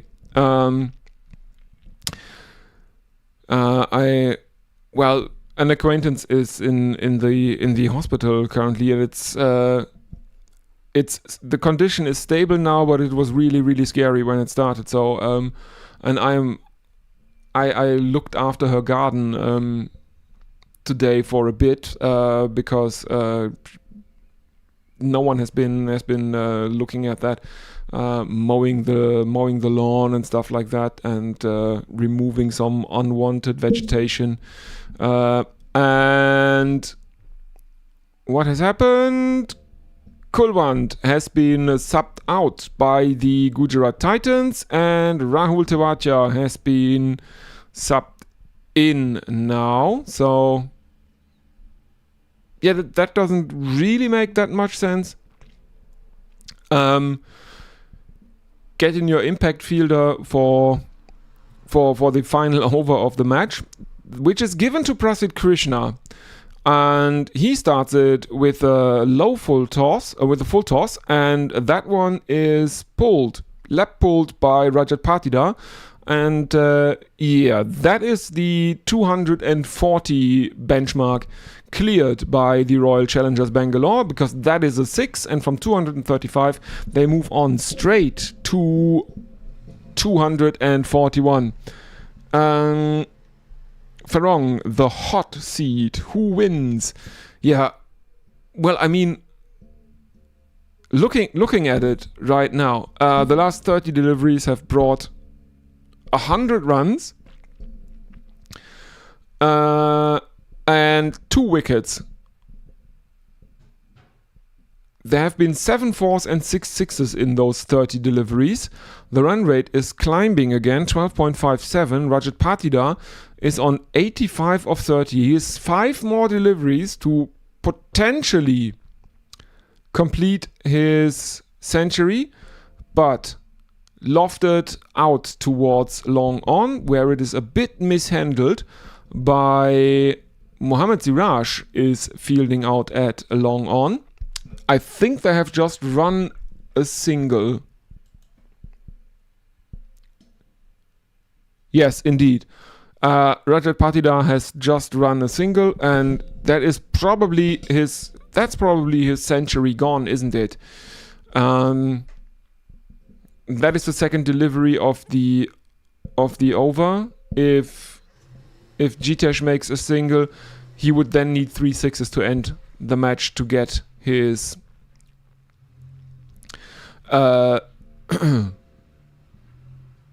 century. Top edge now from Jitesh Sharma, and Washington Sundar and someone else are making an absolute mess of that out in the outfield. Let's have a look at it again. It goes towards third man, and Rashid Khan and Washington Sundar can't decide who should take it.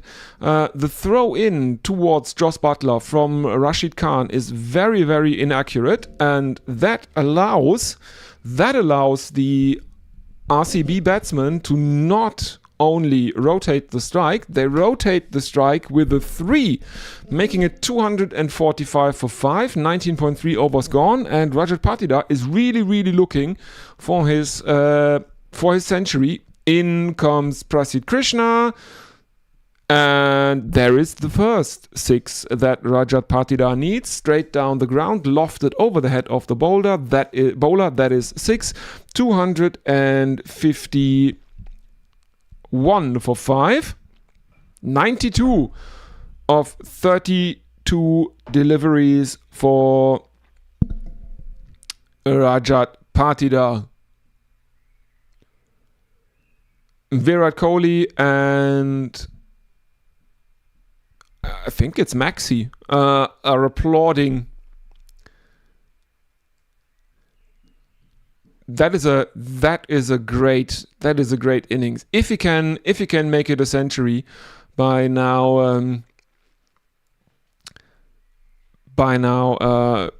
hitting another 200s, that would be just chef's kiss. Another full toss from Prasid Krishna, but this time Rajat Patidar can't take advantage of it, but he's not in it for his personal glory, because he indeed takes the single. Therefore, basically ending all hopes of a century. Final delivery of the innings will be faced by Jitesh Sharma.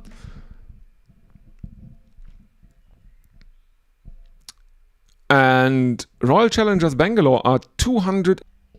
Yeah, sorry everyone. Bit of a YouTube connection error, as YouTube informed me.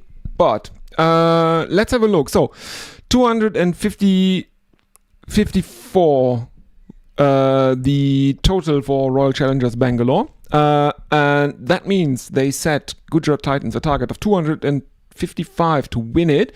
Let's have a quick few social media messages from the chat. Thank you for your coverage in that heat, says Hattie and Brian in Brisbane. Bonjour from a balmy 36 degrees in mid-France. Bonjour too from my bastard hay fever. Oh yeah, I can imagine, Brian. That is not pleasant. And Farong says, my room here in Laos never drops below 30 degrees Celsius. Oh dear, I start feeling uncomfortable when it's above 27 or something like that. So, but that is the first innings done, and I will take a very short break, and I will be with you again in about maybe 10 minutes, I guess, for the chase. You won't miss anything here. Don't go anywhere. I'll see you in a bit.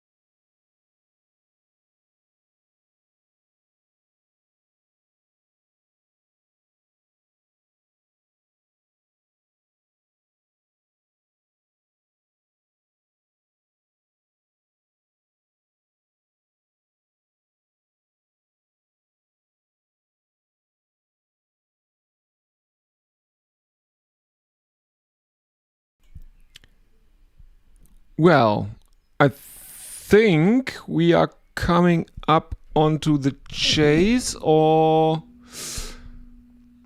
no? They are currently having a halftime show. I mean, I can understand a halftime show during the final, but this match is already, I think, behind schedule. They had a musical number with two violinists, and now they are having a very, very elaborate light show, and a lot of fireworks are also being shot up into the sky. Now there's a laser show painting the logos of the teams onto the ground, which always looks a bit weird on the television because of the shutter speed and stuff like that. It doesn't really look as good as it does in the ground. If you're seeing it with your own eyes, there's always this flickering sensation if you are watching it on the television.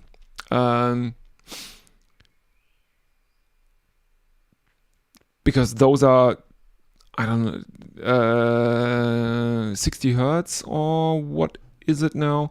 The shutter speed of the camera. But I hope that that we are coming up on the end of the halftime show. I mean, it doesn't look bad. Dharamshala is a very, very pretty ground at the worst of times. The pavilion with those elaborate three roofs, reminding me of what are those?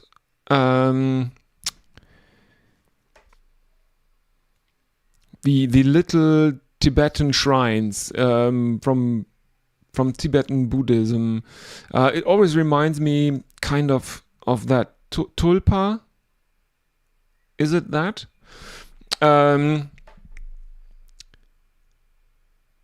And they have now illuminated the whole pavilion, and there are digital effects on the roofs.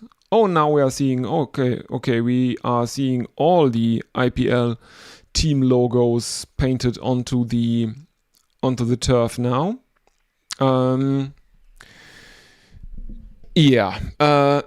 Let's see if ESPN Quick Info has anything to say, because currently the ground time is 21:42, and the plan, according to the scorecard, was, and I'm speaking ground time here, 19:30 start. By 9 o'clock, we are done with the first innings. Then we have 15 minutes in between innings, and then from 21:15 to 22:45 we see the chase. It is currently, we are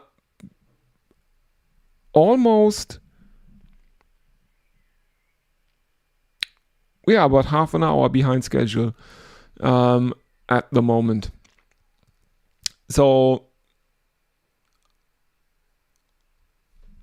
yeah, and I have a feeling that the innings break here is longer than in the matches that I did in the group stages. In some of those matches, there wasn't that much of an innings break, because the first innings had run so long.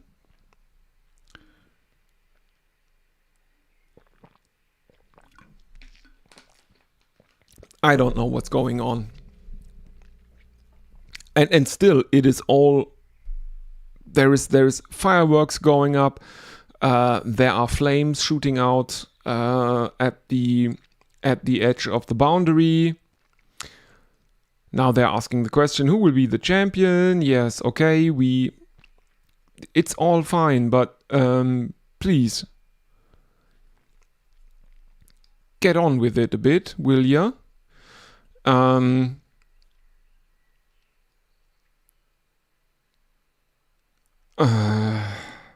Because I mean, yeah, I get it. You can do it in the final. Do a big production during the innings break in the final. Maybe even give or schedule the innings break for a bit longer than the usual 15 minutes that you generally schedule that for in a T20.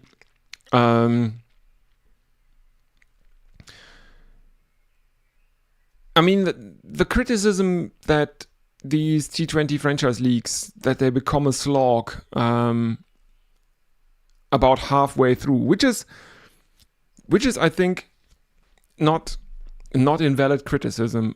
They can become a bit of a slog halfway through the group stage. And even though, yes, it is the playoffs and therefore there is more at stake, basically. And you can also have in the lead up to the playoff stage, there can be some very, very dramatic matches. We've seen that in this IPL at the end, the last 2 days of group stage matches.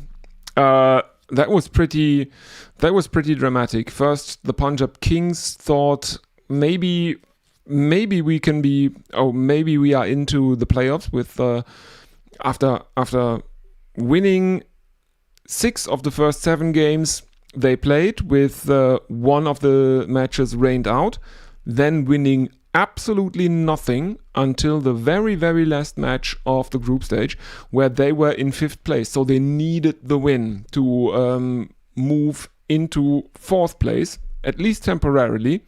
And then they needed the Rajasthan Royals to lose against the Mumbai Indians. And Punjab Kings, first of all, won their last match of the group stage, and then for quite substantial stretches of the match versus the Mumbai Indians, the Rajasthan Royals seemed out of it, or more accurately, the Mumbai Indians seemed willing to play kingmaker in this situation and actually eliminate the Rajasthan Royals. In the end, they then collapsed, and that was that. So that is a bit. That can be a bit dramatic at the end of. There can be some drama at the end of the group stage. I'm not saying that there can't be. And the final match, because the Mumbai Indians Rajasthan Royals match was the earlier of 2 matches on Sunday, and if Mumbai Indians had won it, the second match would have actually theoretically could have mattered, because Kolkata Knight Riders at that stage, if Mumbai Indians had won, they were in with a pretty long shot. And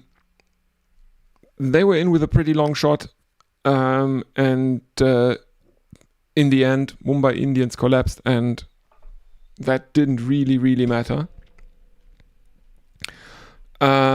So let's see. No, we don't have anything yet on ESPN Crick Info, but at least we now have a graphic on the screen. And to recap, Royal Challengers Bangalore made 254 for 5. Highest score was their captain Rajat Patidar. He made 93 not out. Second highest score was tied or shared between Virat Kohli and Krunal Pandya, who both made 43. Everyone made double figures except for Tim David, who was out for 4 of 5, and he was also the only one in the batting lineup who went along in a completed innings, or at the end of the innings, at a strike rate of less than 150. There were 7 extras, and looking at the bowling card, we have 2 half centuries for the Gujarat Titans bowlers. Kagiso Rabada bought his 2 wickets for 54 runs, and Prasidh Krishna, he also bought his 1 wicket at 53 runs. Jason Holder was the other one who. He had a bit of a weird night, I would think. He wasn't bowling very well in his first over and or his first and second, his first 2 overs, and then he took two in a single over and basically induced a bit of a mini collapse. But Royal Challengers Bangalore, under the leadership of their captain Rajat Patidar, could recover from that one. He and Krunal Pandya actually pulled them up quite a bit. And so 255 will be the target for the Gujarat Titans. Royal Challengers Bangalore will be pretty happy with this total, I would think. First of all, it is the highest score ever made in an IPL playoff match, so that's pretty good. And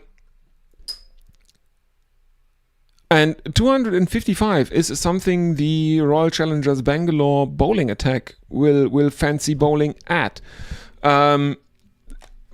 Bhuvaneshwar Kumar and Josh Hazlewood, those two can be quite a handful. Krunal Pandya hasn't been bad either. I think it mostly depends on who they will bring in now as the impact sub, because the Gujarat Titans have already used their impact sub.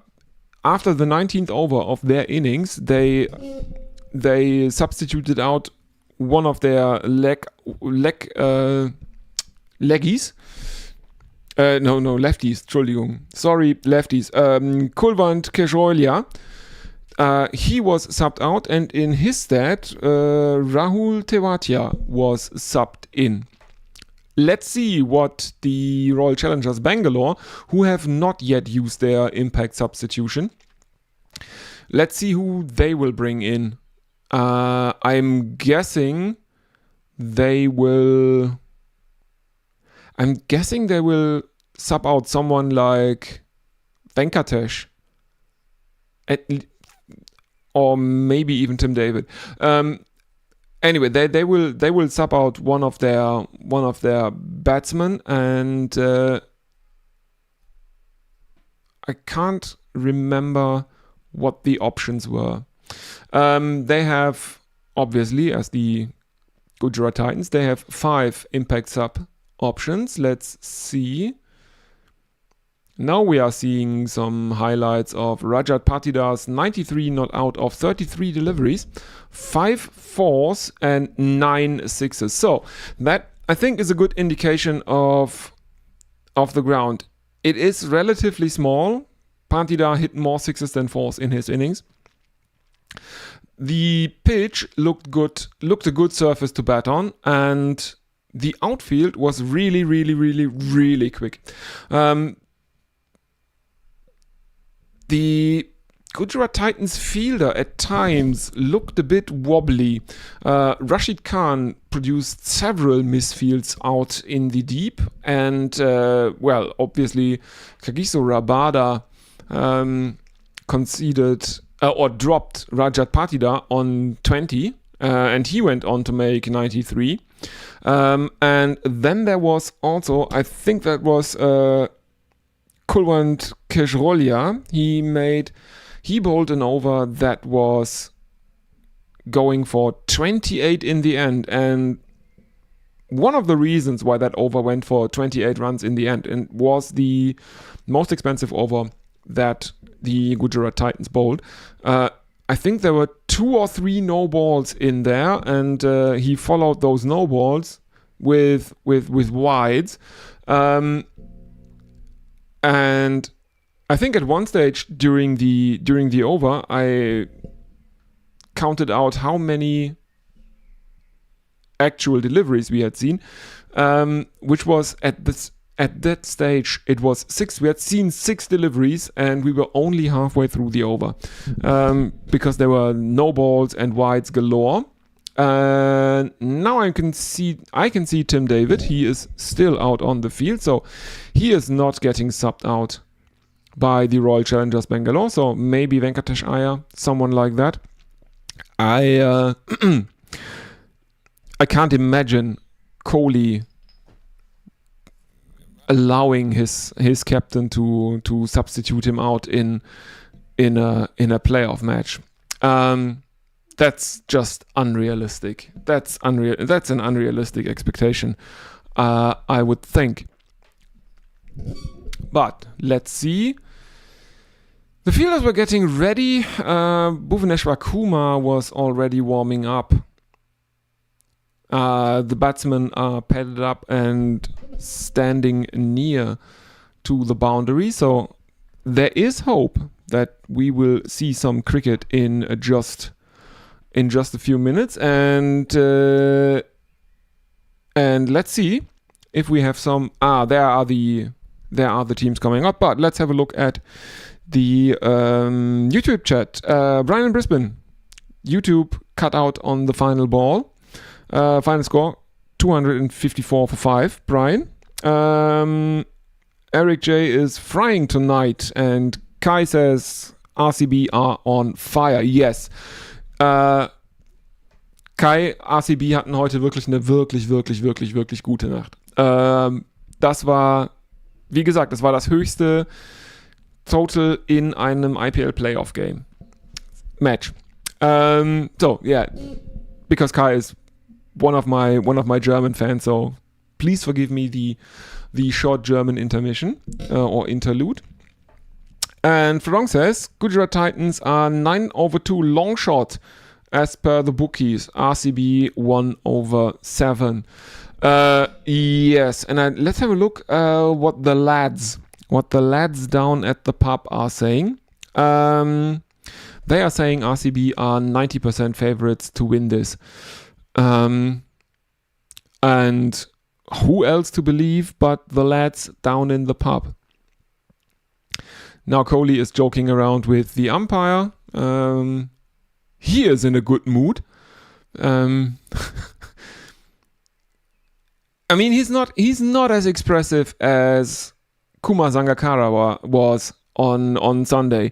That man suffered emotional whiplash during the Rajasthan Royals versus Mumbai Indians match. He had there was everything going on in Kumar Sangakkara's face. He was one delivery. He was shouting abuse at someone.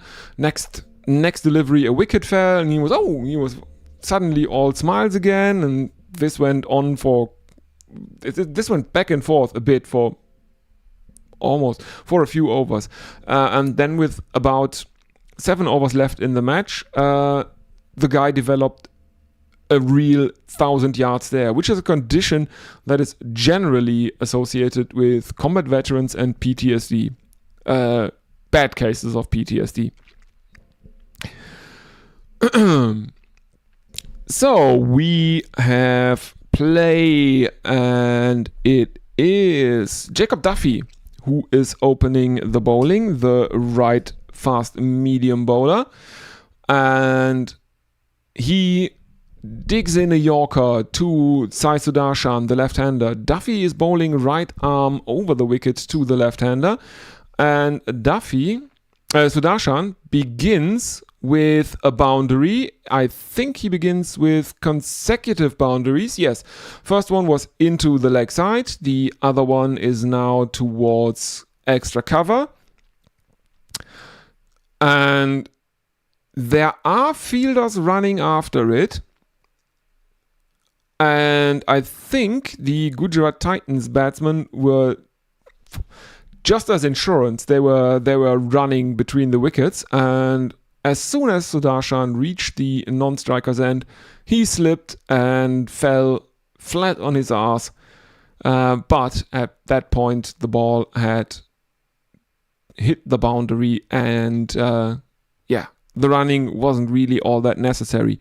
So 8 without loss after 2 deliveries have been bowled. Padikkal is at slip. Bhuvaneshwar short third man. Krunal Pandya is fielding at extra cover. Attempted pull shot by Sai Sudarshan, and I'm not sure he did get bat on that. It has been given as runs and not leg buys.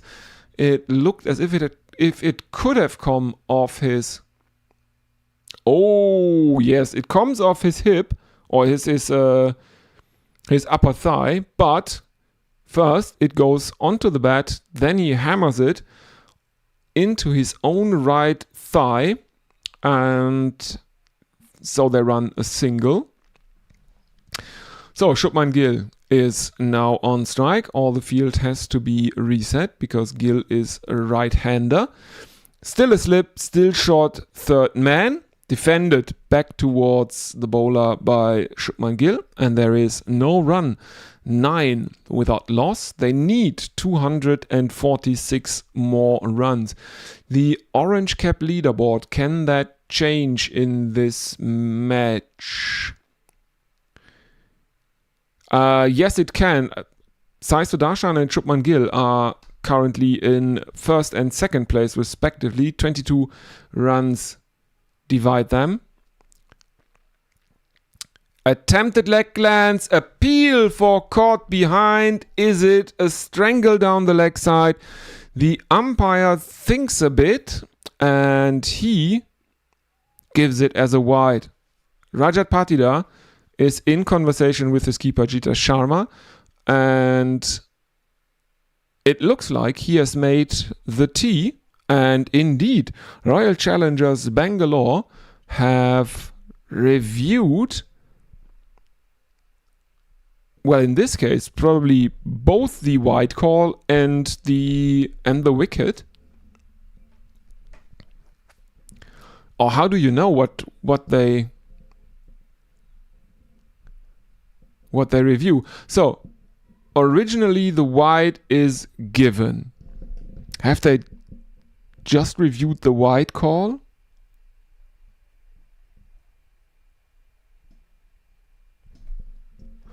They are now checking Ultra Edge. So there is nothing on Ultra Edge.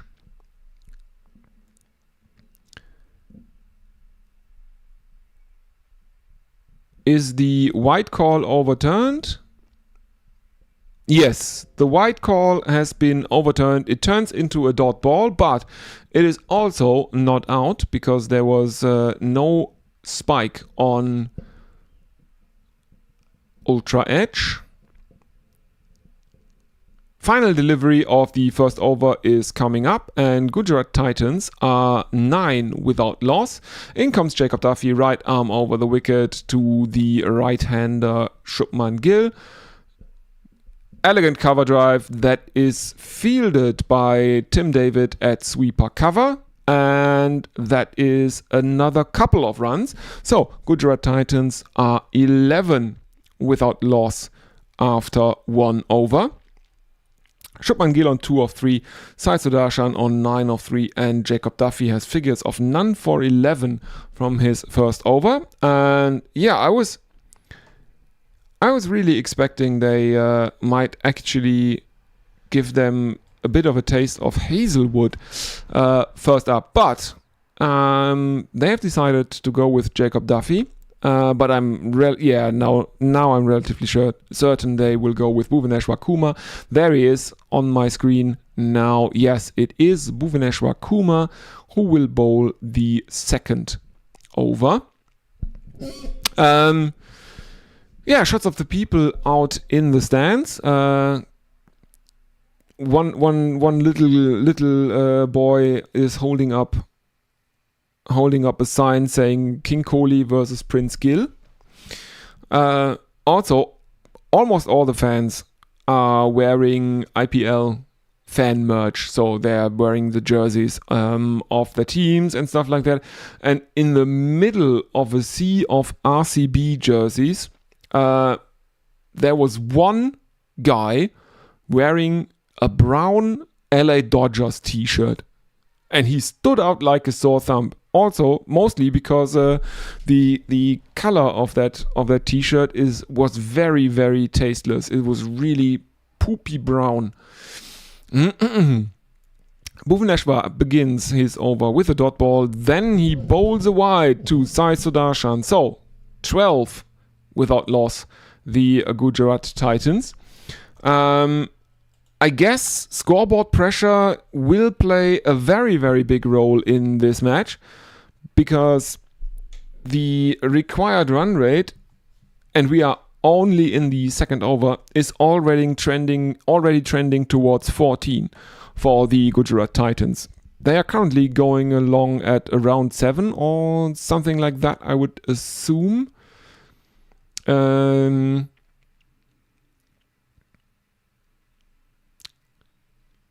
Yeah. So there is still a slip in place for Sai Sudarshan. There is also short third man. There are the usual suspects. There are sweepers out in front of the wicket.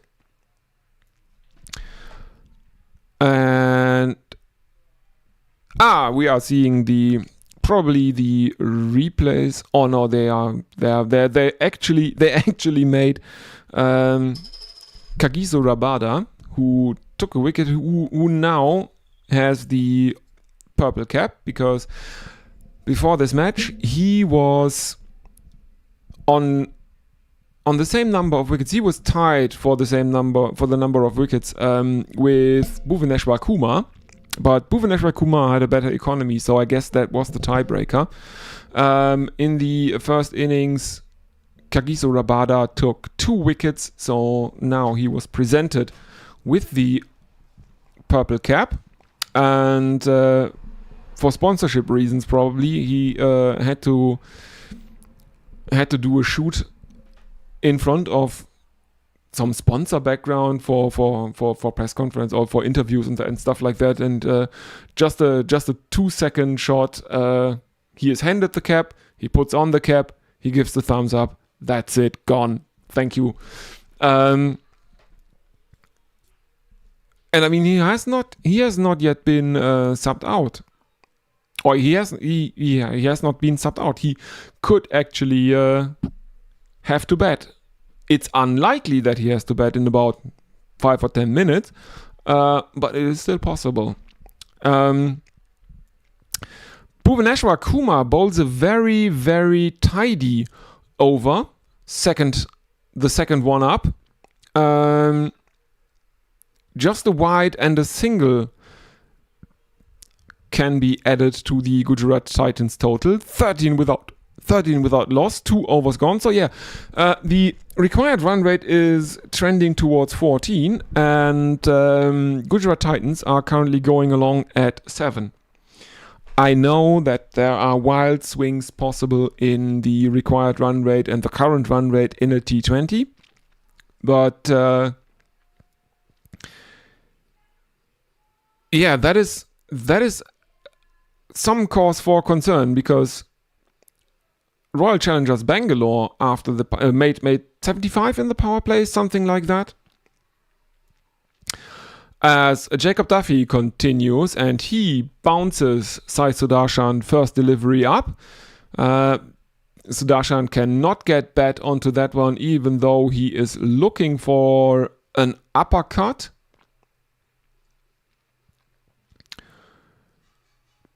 Or maybe a ram shot, misses it though.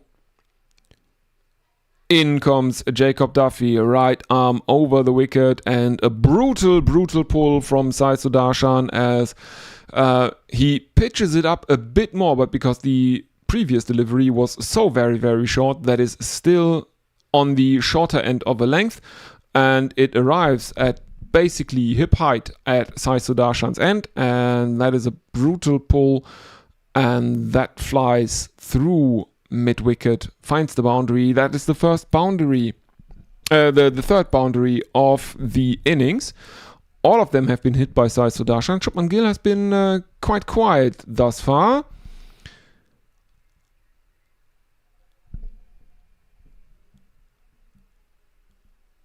What is going on? it is given as a 4 on the scorecard, but did...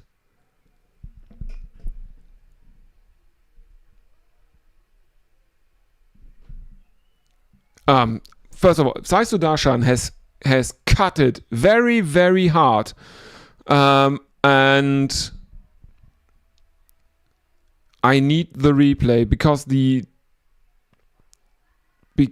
camera followed the ball.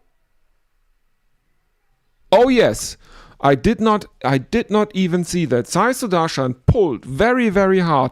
The momentum of the bat takes it up and around his head, at which point he loses grip of it and is out hit wicket. 17 for 1.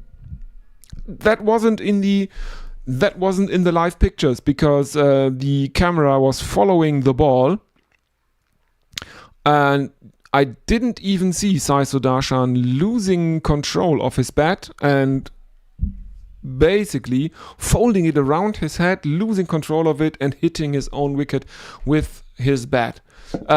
So that is a bizarre start. But yeah, I'm all for it. More hit wicket dismissals. Also, please, more timed outs again. Mostly because I don't want Angelo Matthews to be the only professional cricketer to have ever been given out, timed out in an international match.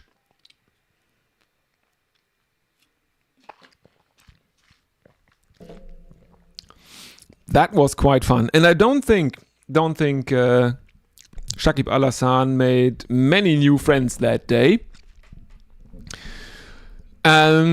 Jos Buttler comes to the crease for the Gujarat Titans, 135 matches in his IPL career, and he is almost off the mark first ball, but Jacob Duffy has a very, very long follow-through, and Buttler thinks better of it than to risk getting a run out by the bowler, which is one of the more ridiculous dismissals. Getting run out by the bowler as the striker, trying to take a single. Clipped off his hip by Buttler this time, and that is Butler's first runs of the innings. A boundary down towards fine leg for 4 runs.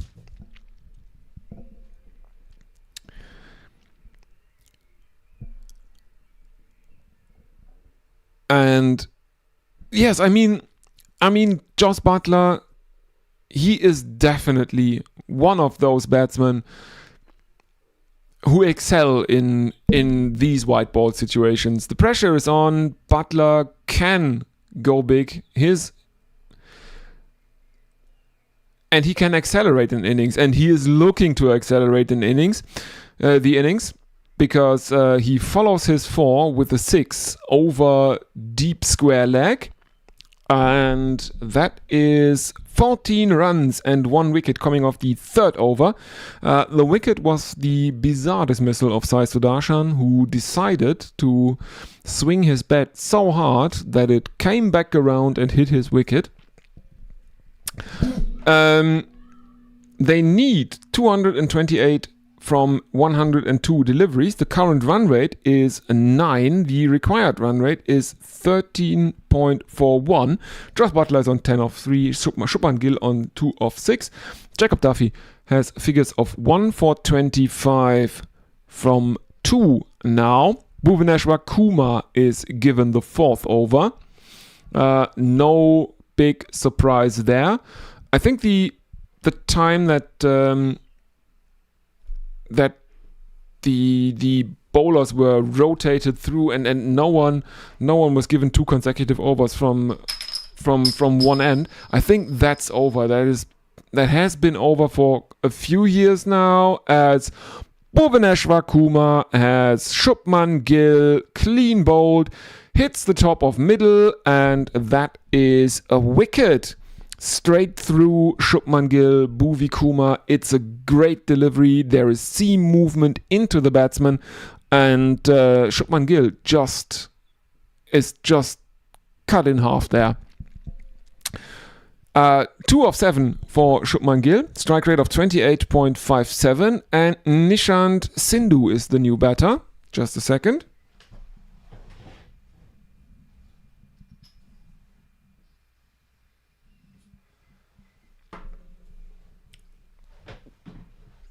Lost me fidget toy. Yeah. Sindhu is the new batsman. I can't tell you. Let's see what his IPL stats are. But I can also look at a few of the live chats. If you are listening to the live chat, please go ahead and use the chat. That is always good fun. And I'd love to hear from you. Also, of course, check out Guerrilla Cricket after this match. They will be live tomorrow. They will do the eliminator. I will do the qualifier number 2 on Friday, and then I will defer to Guerrilla for the final. They have the better production values and production quality, and they can do the final much more justice than I can. So now we have 2 slips. We have short third man in place for Bhuvaneshwar Kumar, bowling to Sindhu. He gets it out to deep backward point though, and he is off the mark with a single. 28 for 2. There are Nishant Sindhu's stats. 5 matches, 38 runs at a strike rate of 131, and that is not encouraging numbers, I have to tell you, people. That is not the most encouraging numbers for Sindhu. Bhuvaneshwar Kumar has the most wickets in the power play in the IPL. He has 96.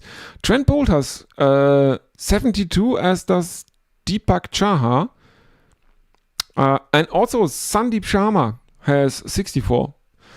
Funnily enough, both players for the Mumbai Indians have 72. And now I want to see those. I will have to look at the stats for that at the death if we get there, because I have a sneaky suspicion that a certain current bowling coach for the Mumbai Indians from Sri Lanka might actually be one of the leading wicket takers at the death.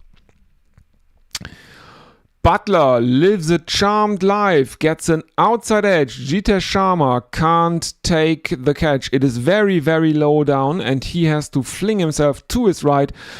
Misses the ball completely, and the thick outside edge of Jos Buttler goes through Jitesh Sharma down towards the backstop position and finds the boundary. That is 4 runs for Jos Buttler.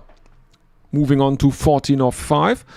32 for 2 the score now. And he follows it up with a single towards mid-off. That is another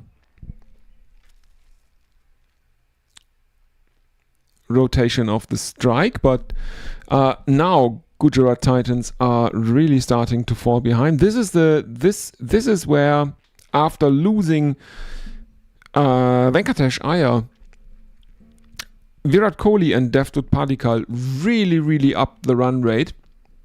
And this time,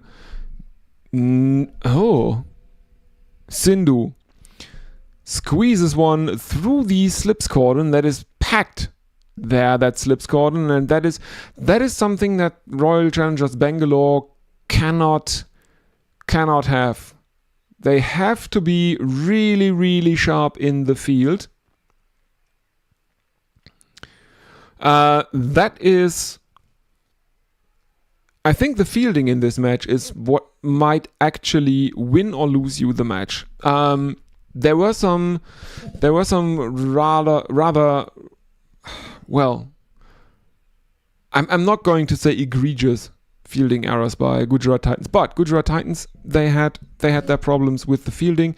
Rabada dropped Patida on 20 and he went on to make 93.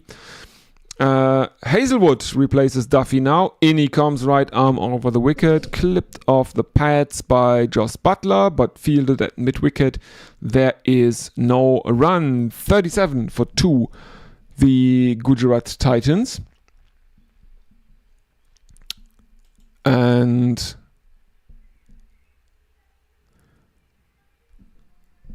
we are seeing replays. So let's have a look at the chat. Lose 3 wickets in power play 1 normally spells defeat. Still needing 180 plus will just about make it a certainty. Up to Buttler to score 170 from about 170 from about 70 balls. Yeah, exactly. That is. But if there is a batsman in T20 franchise cricket that I would, well, since Shahid Afridi retired, Buttler can make stuff like that, can do stuff like that. But the problem is, if his teammates don't really support him by batting around him, now Buttler is hacking Josh Hazelwood over long on, and that is, I think that is a 6. Yes, indeed it is. So, Jos Buttler, last delivery he made a boundary made of 4. This time he is going for... Well, he's going hellbent for leather. This time it is into the stands. There's a weird box down between the dugout for one of the teams and the side screen. Probably they keep some sort of equipment there or something like that. It looks a bit like a bullpen in a baseball stadium, so the area where pitchers can warm up. And again, driven straight through cover all along the ground, no chance for the fielder there, and that is another 4, and that brings up 50 for the Gujarat Titans. It is inside the 5th over, so they are recovering. They still have one over and one more delivery left to get to somewhere around 70 to stay in the game. Hazelwood and Buttler steps back towards the onside to give himself room to make a cut shot, and that is a miss. That is a swing and a miss, as Hazelwood hits the stumps of Jos Buttler, and that is the 3rd wicket to fall in the power play. Gujarat Titans 51 for 3, and yeah, this is going back to Farong's point in the chat. Lose 3 wickets in the first power play, that normally spells defeat. Everyone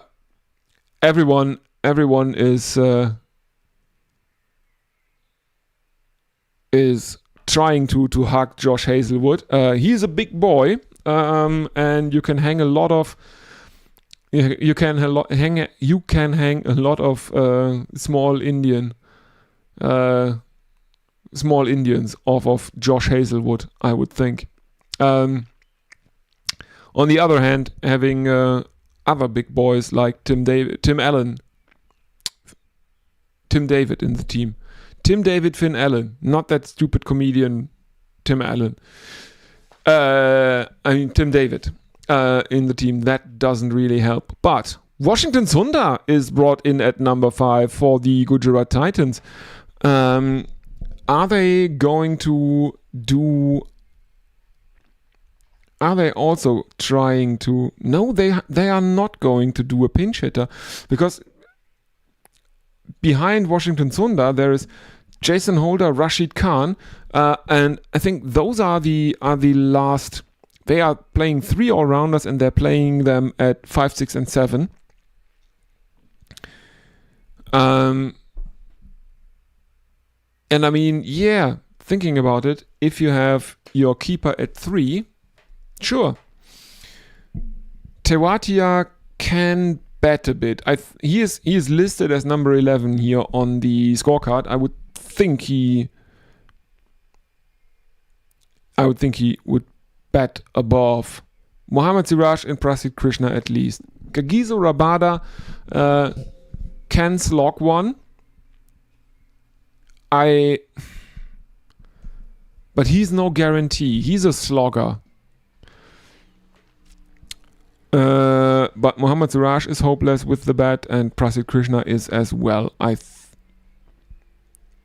I'm pretty certain. So Rahul Tewatia should go above them, as Rasik Dar is coming in, and he is bowling right arm around the wicket to Sindhu, and oh dear.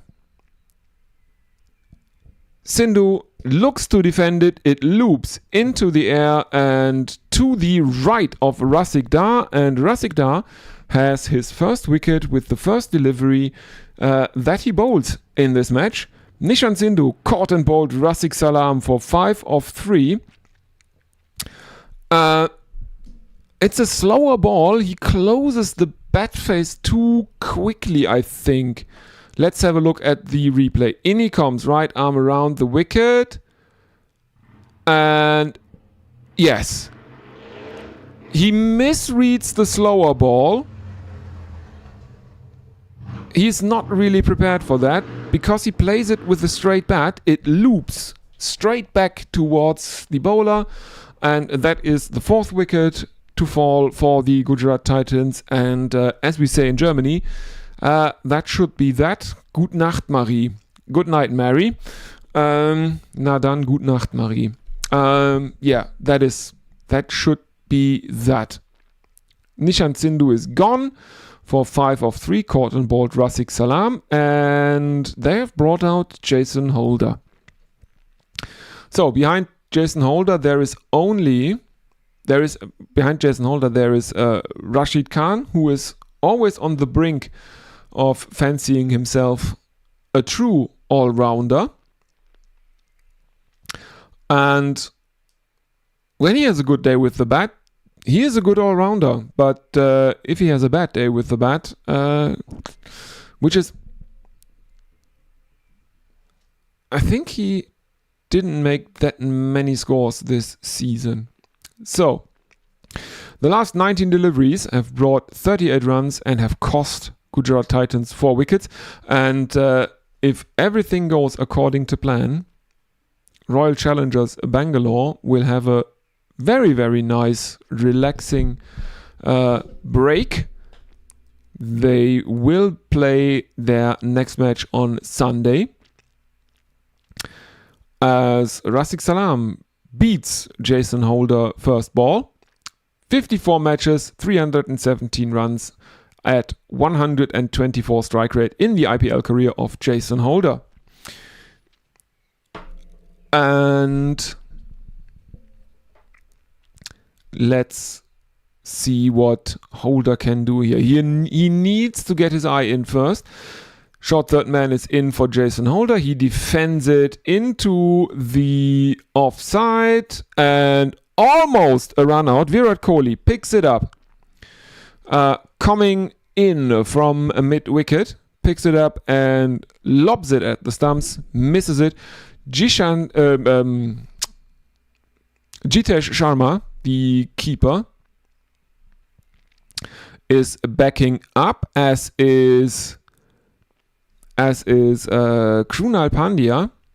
So Kohli misses the stumps, but not by a lot. Jitesh Sharma can't stop it, and Krunal Pandya picks it up and threatens to fling it at the stumps. Second attempt at a run out in one delivery, but Jason Holder is home safely. But now he holds out. He holds out to mid-wicket. It goes high into the air. And Rafiq Salam has 2 wickets in the over. 5 wickets down inside the power play, the Gujarat Titans, and only 51 runs on the board.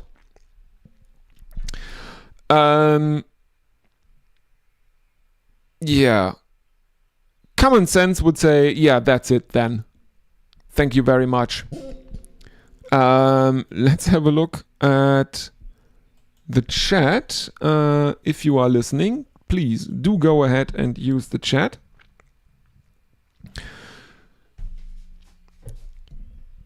As Jason Holder goes for a 3-ball duck. He survived 2 run-out chances. 1 very good from Virat Kohli. 1 not really a chance by Krunal Pandya. Both of them came off the same delivery, but he survived those. And next ball he holds out and has to go. Who is the player that took that catch? To give you the complete, it was Hazelwood. So Jason Holder caught Hazelwood, bowled Rafiq Salam for none, for a duck, strike rate of none. Gujarat Titans 52 for 5. And Rafiq Salam is on for a wicket maiden here. As Rahul Tewatia, as I said, I said Rahul Tewatia is brought out before at least Mohammad Siraj and Prasidh Krishna.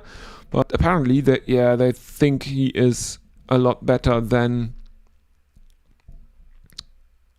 Rabada as well. 121 matches, 1,210 runs, which means he scores. He's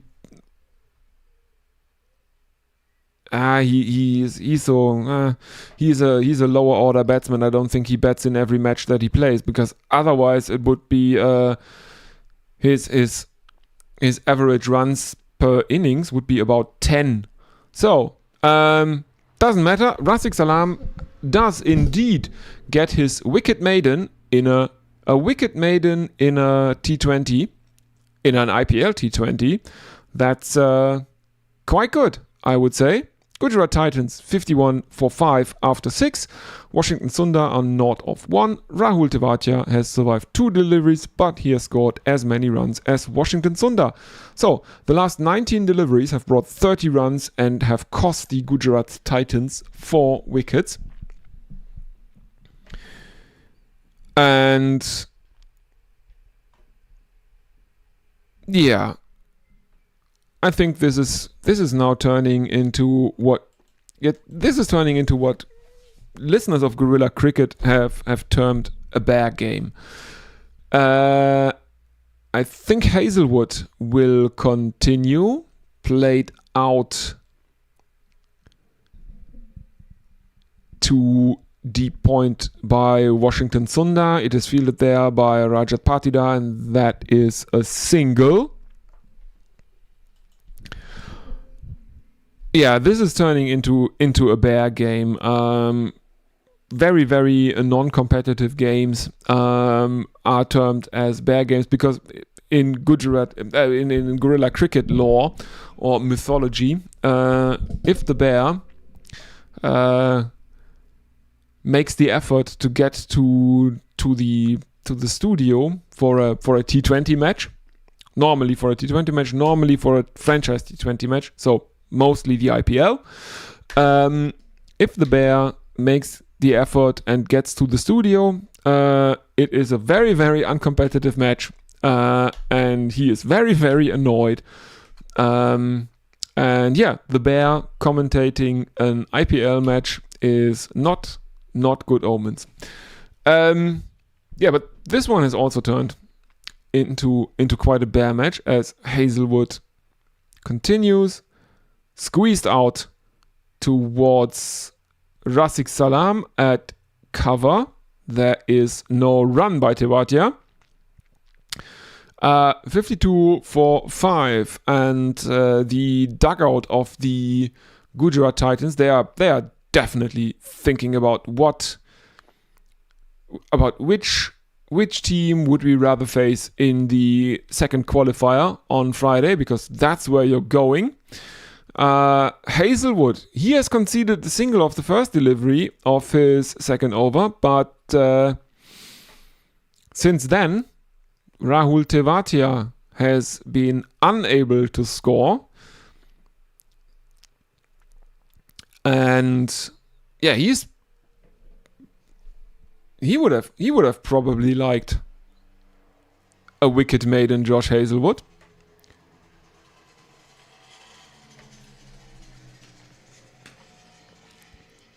Still 2 more chances to take a wicket, but the maiden part is ruined by Washington Sundar, who took a single of the first delivery of the over. In comes Josh Hazelwood. He is bowling now right arm around the wicket to the left-handed Tewatia, who cannot get it off the square, and there is no run. 52 for 5, 6.5 overs gone. Washington, 1 of 2. Rahul Tewatia on strike, none of 6. The target is 255, just so you see or can put these individual innings into context. Clipped off the pads, and I think they end the over with a single. Indeed they do. 53 for 5, and Rahul Tewatia is off the mark. He retains the strike. They need another 202 of the remaining 70-something run deliveries. 78 deliveries. 78 deliveries are still to be bowled. And Gujarat Titans need over 200 runs of those 78 deliveries. The required run rate should have climbed. Yeah, it is 15.5 now. Rahul Tewatia on 1 of 7. Washington Sundar 1 of 2. Josh Hazelwood figures of 1 for 16 from 2. And I think Rafiq Salam is given his second over. I will also have a look at the scorecard, because I am very, very confused by the fact that Gujarat Titans used their impact sub after between the 19th and 20th over of their bowling innings. Sorry. And Royal Challengers Bangalore have not used their impact sub thus far. Anyway, single of the first ball from Rafiq in his second over. So figures of 2 for 1 now.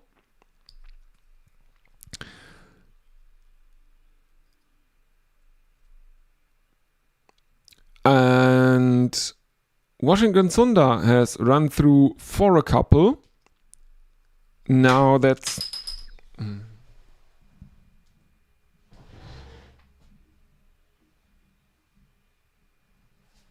look for it later. So, yeah, that is... those are excellent figures for Rafiq Salam. 2 wickets, and now he's conceded 3 runs. Bouncer now to Washington Sundar, and that is given as a wide based on height. 57 for 5. But they are going nowhere relatively slowly. They will go into the... Oh, and it's also a no ball. It has been checked and it is given as a no ball. So there is a free hit coming up now for the Gujarat Titans. Washington Sundar will face it.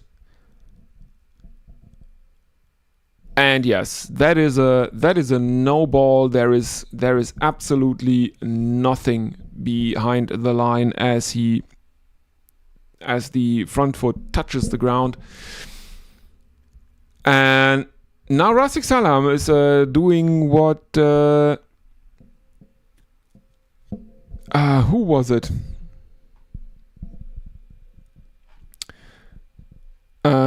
It was Kulwant Kishrolya. He bowled quite a few no balls, and every time he bowled a no ball, he followed that up with a wide. Yeah. And now Washington Sundar hits a 4 over cow corner. 62 for 5. So a 4 off the free hit. Rafiq Salam is shaking his head as he is walking back towards his mark. But come on, it doesn't really matter. Doesn't really matter. It's a slower ball, and it's a back of the hand delivery here that has been punished by Washington Sundar. In comes Rafiq Salam again, right arm over the wicket, played straight back towards the bowler, who feels it, no run. It remains 62 for 5. 2 more deliveries left in Rafiq's second over.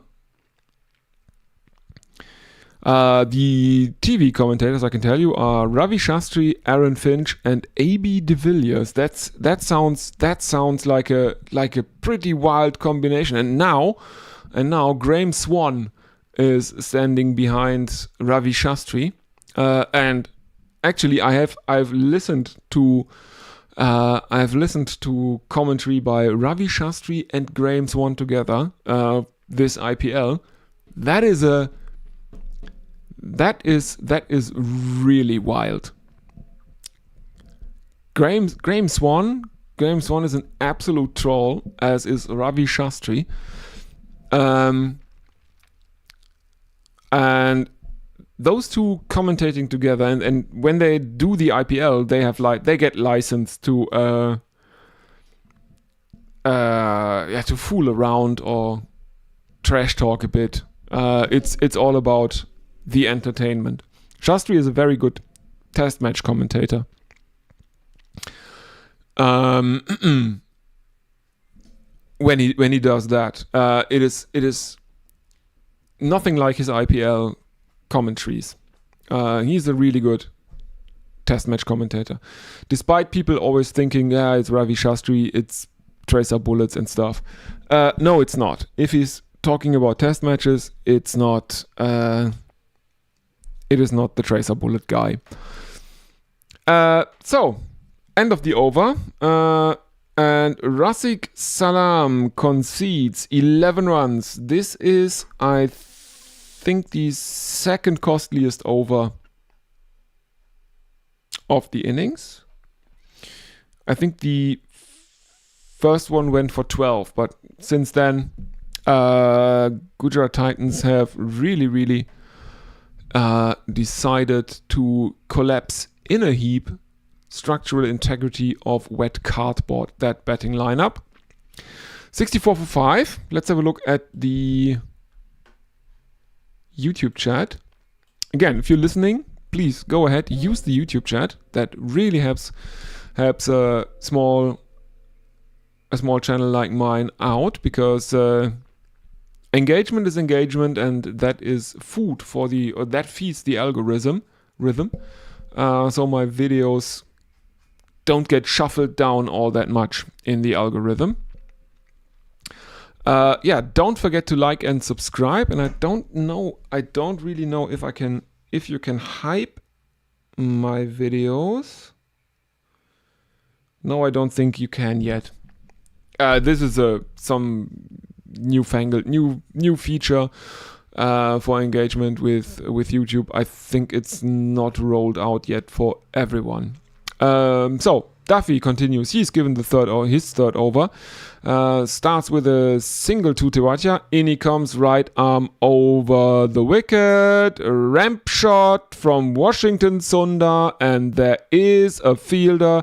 I think it's Josh Hazlewood at deep third man, who is coming around, taking an easy catch close to the boundary. And Washington Sundar has to go 8 off 8 for him. Caught Hazlewood, bowled Duffy. 65 for 6. And yeah, that's probably it for the Gujarat Titans in this match. Who is still in the hutch for the Gujarat Titans? I guess they will bring in Rashid Khan now. Then it is... And after Rashid, it will be Kagiso Rabada. Then it will be Mohammad Siraj. And Prasid Krishna is generally the number 11. And we do have a strategic timeout. I will take a very, very short break. And I will be with you again in just a few minutes. Because this is the, 2.5 minutes. Probably. So, don't go anywhere for the end of this match. I will be with you again shortly.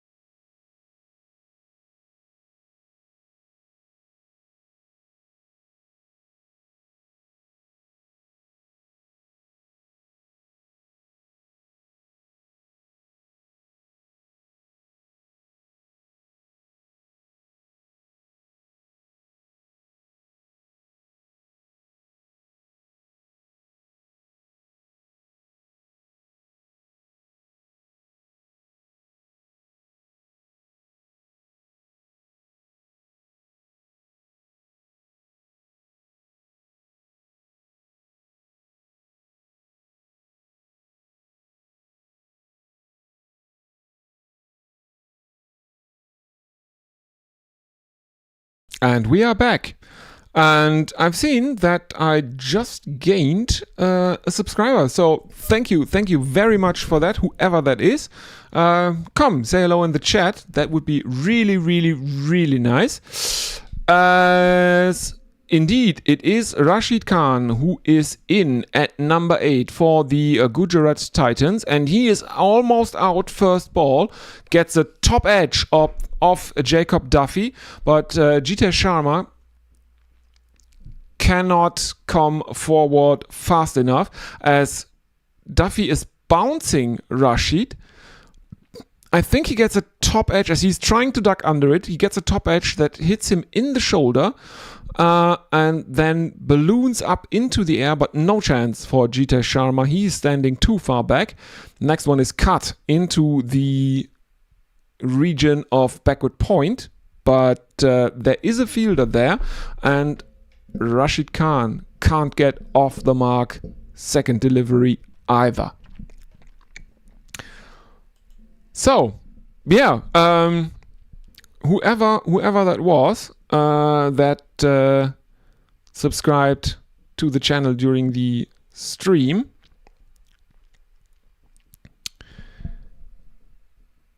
Thank you very much. And again, come say hello in the chat. That would be really, really nice.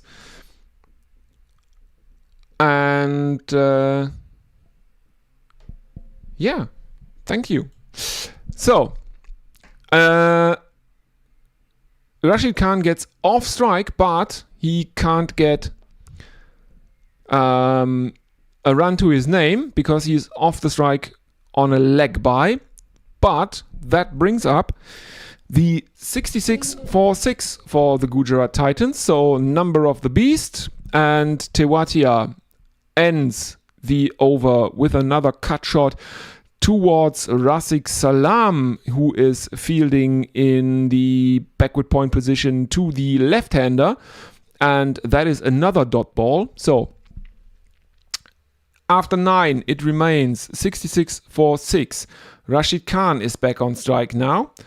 None of 3 for him. To win, Gujarat Titans need 189 of 66 deliveries. That means that the required run rate is over 17. It's almost 18. It is almost 18 runs and over.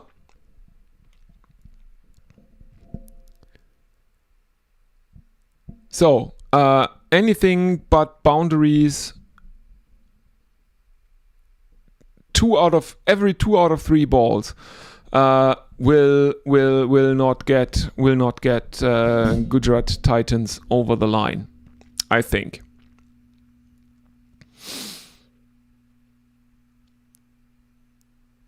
If they were able to hit sixes, that would obviously change. Krunal, given his first over of the chase, he replaces Rafiq Salam. He bowls left arm around the wicket to the right-handed Rashid Khan, who can only defend this one back towards the bowler. In he comes again. Attempted cut shot, misses it. Jitesh Sharma, the keeper, who is obviously standing up to the spin bowler, is taking it and threatening to take off the bails, but in the end nothing happens there. Now driven out to long off by Rashid Khan, and he is off his duck. 1 of 6 for him now, 67 for 6. 9.3 overs have been bowled, and the required run rate keeps on climbing. At the start of this over, it was 17.9. 2 dots and a single later, it is around 18.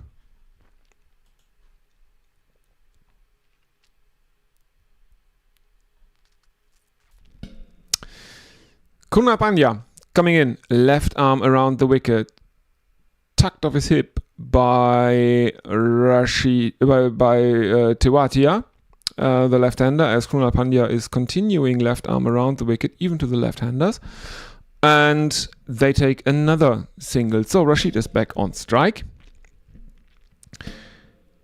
2 more deliveries left in the over. Driven, and Pandya can't get a hand onto that one. And it is Josh Hazlewood, I think, who is fielding at long off, who stops it, throws it back in towards the bowler. Everyone looking very, very relaxed. Well, I mean, let them take those singles. The required run rate is climbing so fast. Singles won't do any good. Off the pads this time, and another single. 70 is up for the Gujarat Titans after 10.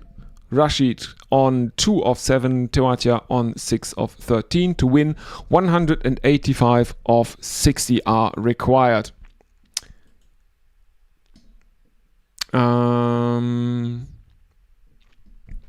So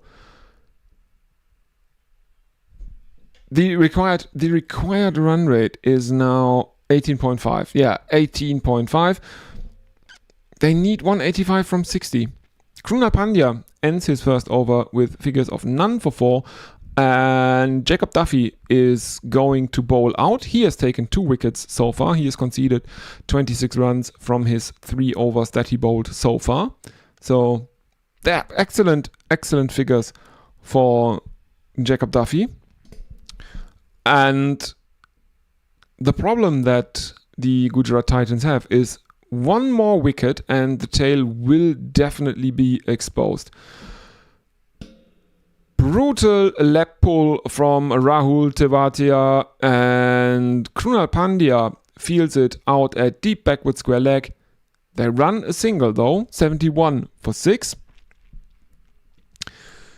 10 dot balls thus far in the match for Jacob Duffy. That is the best in the match so far. Only one Gujarat Titans player is on this list, and that is Kagiso Rabada, who is in second place with 8. Rashid Khan is on strike, and Jacob Duffy is bowling a bit too short, and Rashid Khan pulls him over mid-wicket for 6 runs, but Jacob Duffy doesn't really care. Rashid Khan also doesn't look super happy. I mean, it is a good 6, but Rashid Khan is also very well aware of the fact that this is a Pyrrhic victory against Jacob Duffy. In comes Duffy, right arm over the wicket. That is very, very wide outside the off stump. It is immediately given as a wide by the on-field umpire. No one is going to argue with that one. And Rashid Khan is taking strike, should be taking strike again. As we are seeing Bhuvaneshwar Kumar and top edge as Rashid Khan is looking for a swivel pull, and I think that is Rashid Khan gone because Jitesh Sharma takes an easy catch right above his head.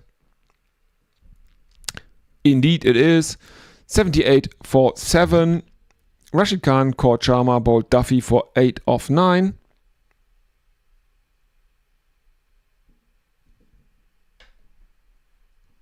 Let's have a look at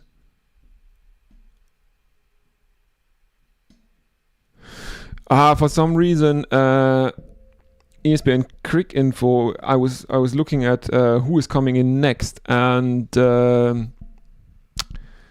funnily enough they I guess these style sheets aren't working totally as they should at the moment, because they have Kulwant Kejrolia in at number 9 for the Gujarat Titans, which can't be because he's been subbed out. He was subbed out between the 19th and 20th over of the Royal Challengers Bangalore innings, and Virat Kohli, who was looking very jovial earlier. Now he is strutting a bit like Mick Jagger. So yeah, the fact that they go through to the final, now it's gone to his head a bit, I think. Rabada, 98 matches, 250 runs. So yeah, Rabada makes 2.5 runs per match in the IPL, basically. He starts with a dot ball as Jacob Duffy comes in, and pulled by Rabada as he raises his back leg out in front, angled back leg out in front. Looks a bit like the technique looks a bit like a left-handed Ricky Ponting, if Ricky Ponting weren't a hobbit. But Rabada off the mark with 4 runs. Final delivery of Jacob Duffy's night, and late cut by Kagiso Rabada. That is fielded out in the deep. Is that Cox, who is on as subfielder for someone? It's deep third man, and I think it is Cox. Jacob Duffy ends his night with figures of 3 for 39. Gujarat Titans 83 for 7 after 11. Rabada 5 of 3, and Tewatia is on 7 of 14.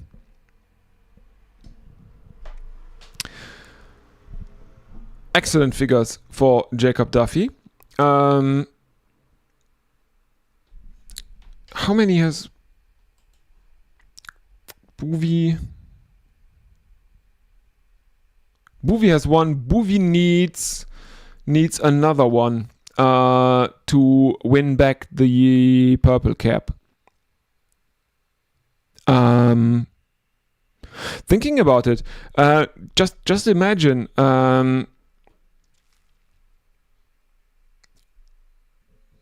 Rabada and his Gujarat Titans lose this qualifier 1. Bhuvaneshwar Kumar and his RCB go through to the final. That's good. If Gujarat Titans now win the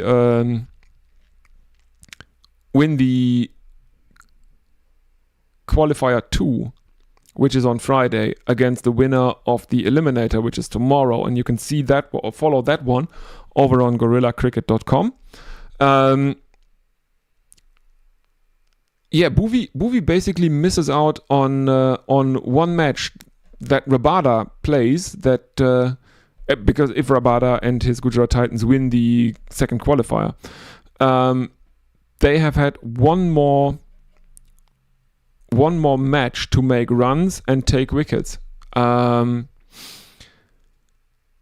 There is a reason why these kind of awards in Major League Baseball are handed out at the end of the regular season, and then you get MVPs for the World Series, I think. But Cy Young Awards and all that stuff, I think that's only based on the regular season, because obviously quite a few teams in the Major League Baseball will be missing out on the postseason, on the playoffs. There is a bit of a discussion going on. Something is... Oh, no, there is a substitution now. And Jacob Duffy has been subbed out. Okay, so they wanted to give him his 4 overs, then sub him out, and now they are bringing in Romario Shepherd. Yeah, I mean, why not? But Krunal Pandya is bowling, and Rabada flat bats him over mid-wicket for 4 runs. That is not a 6. It bounces just in front of the boundary. But yeah, at this stage, it doesn't really matter. Krunal follows that boundary up with a wide. So six extras have been conceded by the RCB bowlers. In comes Krunal, left arm around the wicket, and this time Rabada shoves it straight down Virat Kohli's throat, who is fielding at long on, plays it straight to him, very, very soft dismissal, and Kagiso Rabada will have to go for 9 of 5, and Gujarat Titans are 88 for 8. That brings Mohammad Siraj out into the middle. Yeah, let's have a look at the YouTube chat. Hattie says, yeah, cue old bat singing Iron Maiden, the number of the beast, too hot for headbanging though. Yeah, I mean, that's exactly. And now that Kagiso Rabada's wicket has also fallen, they had, in Germany we call that Schnapszahlen. So 11, 22, 33, those are Schnapszahlen, and 111 or Nelson 222, all those are Schnapszahlen. And in cricket, it helps if you can, I mean, you can read that the three digits, the 2 for the runs and the 1 for the wicket, and they were 66 for 6, and now they are 88 for 8. So yeah, excellent comedy work here from the Gujarat Titans. As Mohammad Siraj is now taking strike, Krunal Pandya is bowling left arm around the wicket to the right-handed Mohammad Siraj, and Krunal Pandya, he is a weird spinner because here he bounces Mohammad Siraj. How many finger spinners do you know that habitually bounce batsmen? Hook shot now from Mohammad Siraj, and that is him off the mark with 4 runs down towards fine leg. As Romario Shepherd, who has just been subbed in, is just trotting around in the outfield. No need to risk an injury now. Squeezed out to point now from Mohammad Siraj to end the 12th over. 92. No, it's not the end. It's one more delivery to come, and leg glance from Mohammad Siraj, and that will probably be a single run as Bhuvaneshwar Kumar is running after. No, they have not run. They could have run, but Mohammad Siraj obviously has no real interest in retaining the strike, and now Krunal Pandya is giving Mohammad Siraj apparently some lip. I don't know what's been said, but it doesn't look all that friendly. Mohammad Siraj is looking a bit irritated at Krunal Pandya, who is looking a lot more amused than Mohammad Siraj is. Probably talking to him about bouncing him, which is, again, how many finger spinners do you know that habitually attempt to bounce the batsman? So, and now Romario Shepherd is given the ball, who has been just subbed in for Jacob Duffy. In comes Shepherd, right arm over the wicket. Down on one knee goes Rahul Tewatia and slaps him over mid-wicket. There is a fielder, that is Tim David, coming in from a bit squarer. But again, there is no real effort in that run from Tim David. And that is 4 runs, but still not even 100 runs on the board. We are in the 13th over. But now Rahul Tewatia is going berserk. Do you remember? He has produced the second boundary of the over. Does anyone remember? That was for, I think he was playing for Rajasthan Royals at the time, if I'm not mistaken. Rahul Tewatia had a very, very weird season, where he went absolutely berserk in one match. I think it was one of the COVID affected seasons, because it was held in the UAE, and Rahul Tewatia came in around the 12th, 13th over. His team were all at sea. He came in relatively late, and he then started slowly in his innings, and in the end, basically single-handedly won the match for his team. I think, was he playing for Gujarat? I think he was playing for Rajasthan back in the day.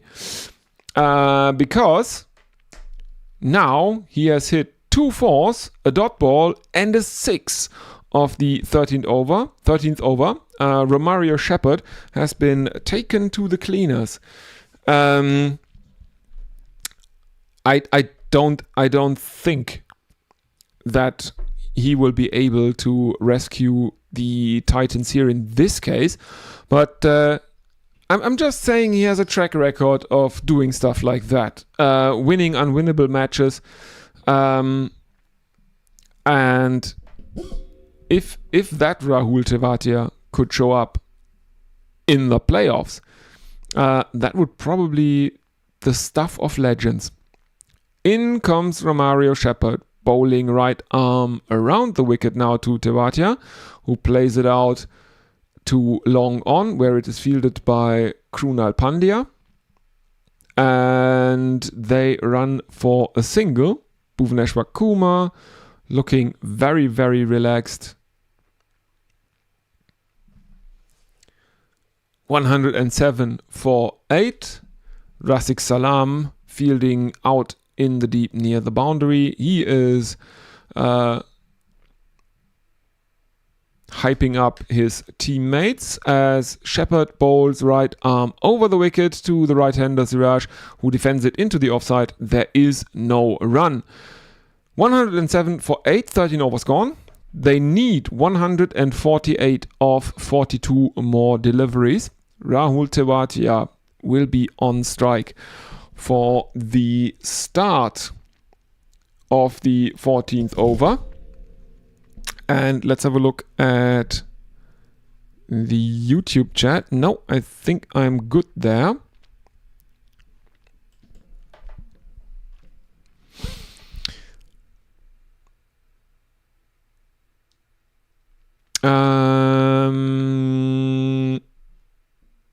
Yeah, I sometimes I think why are they not showing there is no standardization in what graphics the broadcaster shows here during the matches. There is sometimes comparison between where were the teams at this stage in the innings or stuff like that. Sometimes that's just omitted, and I think sometimes that is really, really interesting. I mean, in this case, it's probably absolutely irrelevant.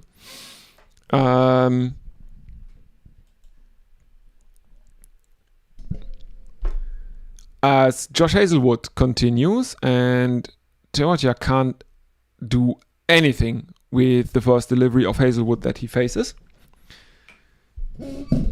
In comes Hazlewood again, slap but straight to cover. I think that is... No, I don't know who that was. Can't see it from... Just saw the back of his head. So, 107 for 8. Tewatia on 22 of 21. Hazlewood off figures with 1 for 16. But he has been involved in 2 catches tonight. In comes Josh Hazlewood, and Rahul Tewatia steps over to the offside and slap scoops Josh Hazlewood over very fine leg for 4 runs. And that is another Schnapszahl. It's 111 for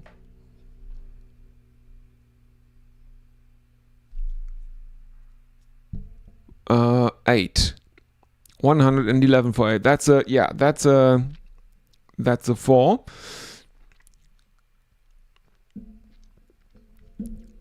In comes Hazlewood, right arm over the wicket to the left-handed Rahul Tewatia, who is hit amidships, deceived by a slower ball bouncer from Josh Hazlewood, is through his shot too early and is hit amidships.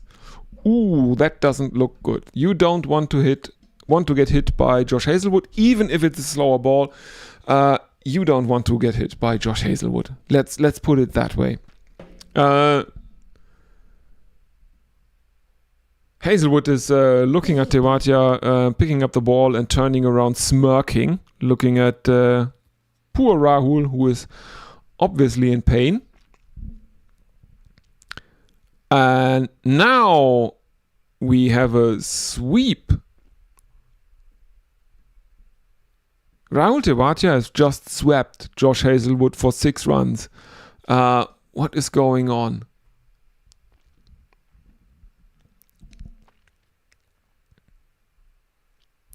Okay. Hazlewood is quite impressed with that shot, but it's a really good shot. But looking at the statistics for this innings, remember during the Royal Challengers Bangalore innings, we've had more sixes hit than fours, and it's the other way around during this Gujarat Titans innings. They have hit more fours than sixes now. So, and I don't think that any environmental factors can really be blamed for that. I think they collapsed early, so the top order never got going, and now they are relying on their tail end or their all-rounders to get them out of a very, very bad position. And yeah, I think tail-enders tend to hit, or we are not really talking about the tail-enders here, because Mohammad Siraj has not been given the strike for good reason, and Rahul Tewatia is now, he's a lower order batsman. Maybe that is an explanation. There's a reason he doesn't play in the top order. He's not good enough for that. And but do you know what I mean? That I think because the wickets fell so early, that is the reason that the Gujarat Titans haven't hit more sixes than fours.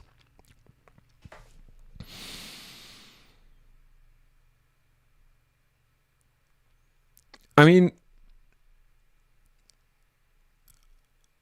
I admit we have to.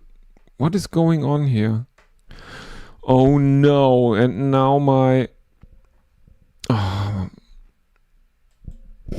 now my feed has jumped over to the blast for some reason. Let's see if we can find it again. This is the second time that for some reason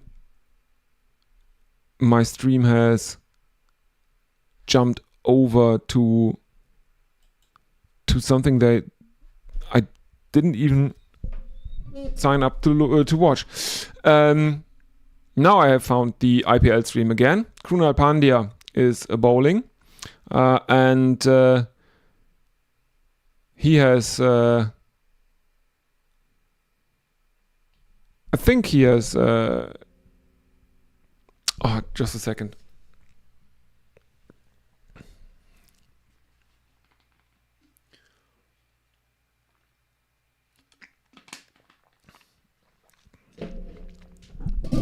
So after that, by Josh Hazlewood standards, that run fest of an over, Krunal Pandya has packed Gujarat Titans back a bit. Just 2 runs, I think, have come. Yes, 2 runs have come off the 15th, which was bowled by Krunal Pandya, who now has figures of 1 for 15 from 3. Mohammad Siraj is on 5 of 10. Rahul Tewatia is on 37 of 26 after 14 runs have come off Josh Hazlewood's 3rd over. Bhuvneshwar Kumar is back into the attack. He is given his 3rd over. Reminder, if he takes 2 more wickets, the 2 remaining wickets, I think he will he will get the purple cap back. In he comes. Right arm. Sorry.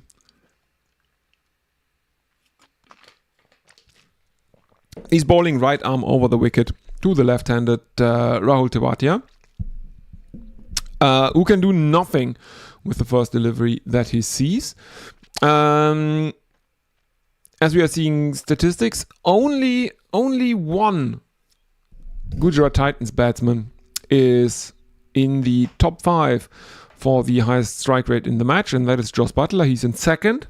Everyone else is playing for RCB in the top 5. Now down on one knee goes Rahul Tewatia, and now Bhuvaneshwar Kumar has conceded a boundary to Rahul Tewatia. It is a 4 towards square leg. And again, Rahul Tewatia goes down on one knee and slog sweeps Bhuvaneshwar Kumar.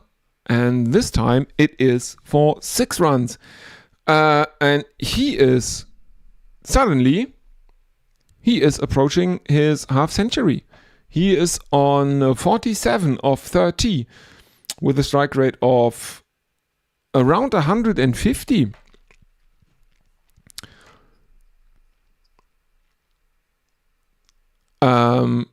That would be such a weird innings, wouldn't it? If Rahul Tewatia, who has been brought in as an all-rounder, as a lower order impact sub, he didn't bowl anything. He is batting at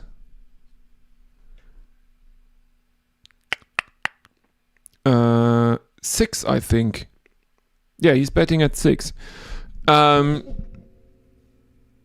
If he made the highest score for the Gujarat Titans here, that is basically the perfect distillation of what weird shit happened during this innings for the Gujarat Titans. They need 122 more to win of 26 deliveries, which means that we are not that far away from it being mathematically impossible for them to win out of their own accord. Obviously, no balls and wides could change the situation, but they are not far away from not being able to win or to be masters of their own destiny here. Because the required run rate is already over 30. And yeah, tomorrow there will be the eliminator. It is the Rajasthan Royals versus the Sunrisers Hyderabad, or other way around, Sunrisers Hyderabad versus Rajasthan Royals. You can watch that over on GorillaCricket.com. They will broadcast the eliminator because it is the regularly scheduled Wednesday game for them. And I will then do the second qualifier on Friday. And the final will be on Gorilla Cricket. And we have another timeout, and I will tell you after the match. Don't go anywhere yet after the match. I will tell you what I have planned for this channel, because there might be something that you might be interested in listening to. So don't go anywhere. I will be back in 2 minutes with the final stages of this match, the last rites, if you will. And see you in a bit.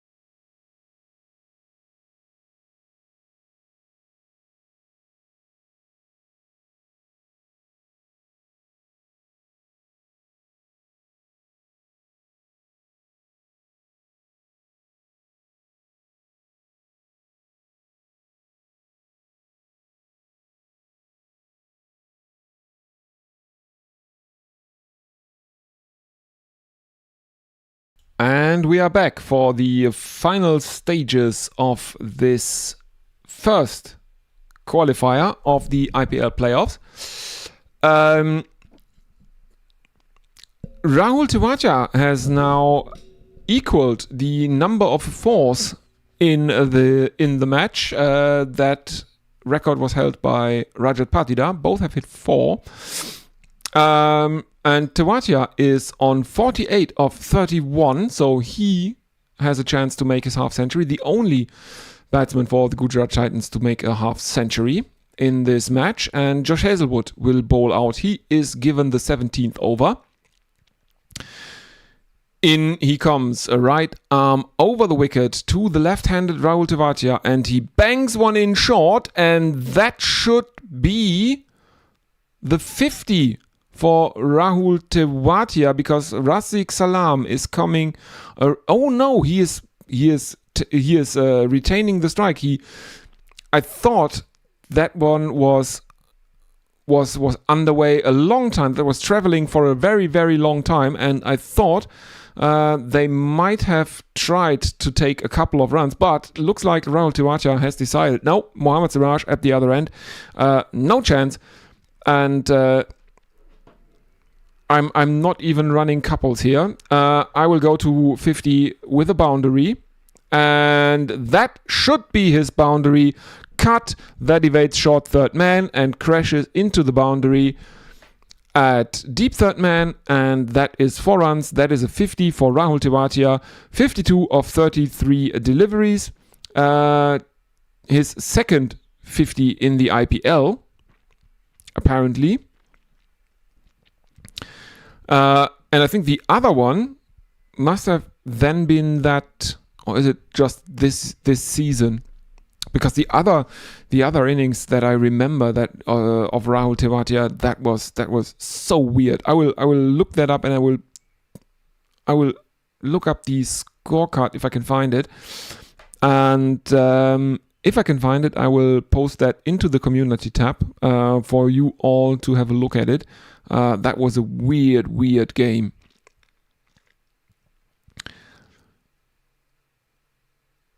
And another dot ball of the third delivery. Virat Kohli is standing with his arms crossed in front of Matthew Hayden sitting in the Gujarat Titans dugout. Now he has moved over to the RCB dugout again.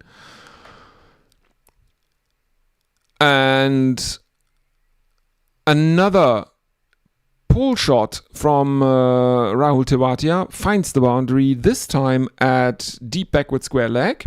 And that is another 4 runs. So 56 of 35 now for him. I think that's right, because the scoring ribbon has been omitted again. Oh, I'll be happy when this is over.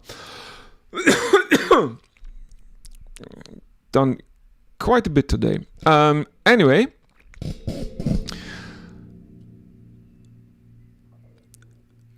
another attempt at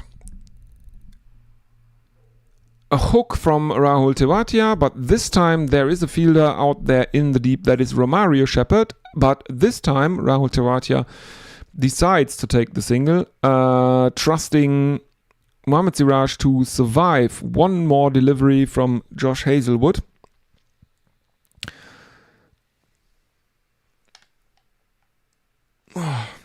Forgive me. He's trusting him to survive one delivery from Josh Hazlewood. And he does, as he plays it out to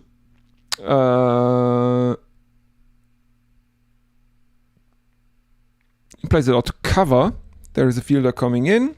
They don't even attempt the run. Just so Rahul Tewatia can be on strike for the 18th over, for the first delivery of the 18th over. He is now pinching the strike. I mean, it doesn't really make any sense at this point. The required run rate is over 36 now. They need 112 runs in 3 more overs, and I think in situations like these, cricket should adopt a mercy rule, especially in playoff matches. It's not like the net run rate matters anything from here on out.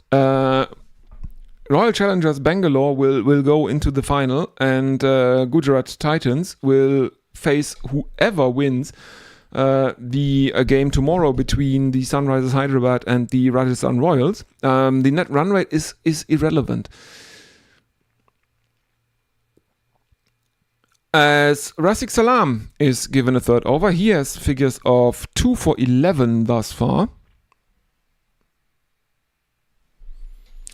And my stream just died again.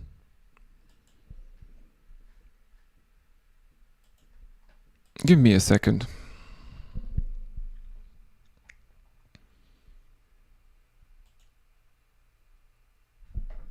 Now we are back. Apparently a wide has been given, as I think he bounced Tewatia. A wide has been given by the on-field umpires, but the Royal Challengers have challenged that decision. And that is definitely, I think that's a wide. It flies over the head of Rahul Tewatia. Granted, he is not standing fully upright.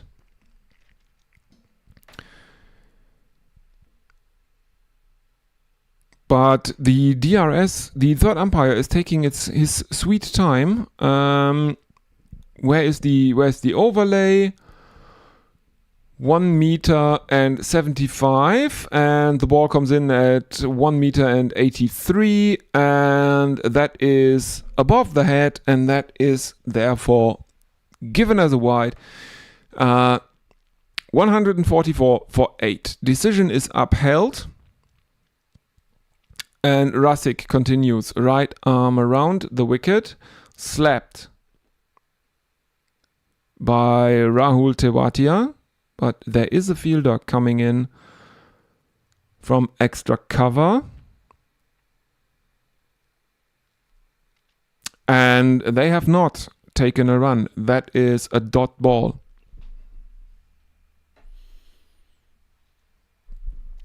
This is now, it's meaningless. I mean, it is. How can you describe that? I mean, it is the correct. It is the correct tactic, or tactically, it's the correct way to play this from Rahul Tewatia. Now he has hit a 6. Yeah, I mean, it is the correct way to approach the situation. He is batting with the tail. He is playing on a very, very small ground. Again, cut in between gully and short third man.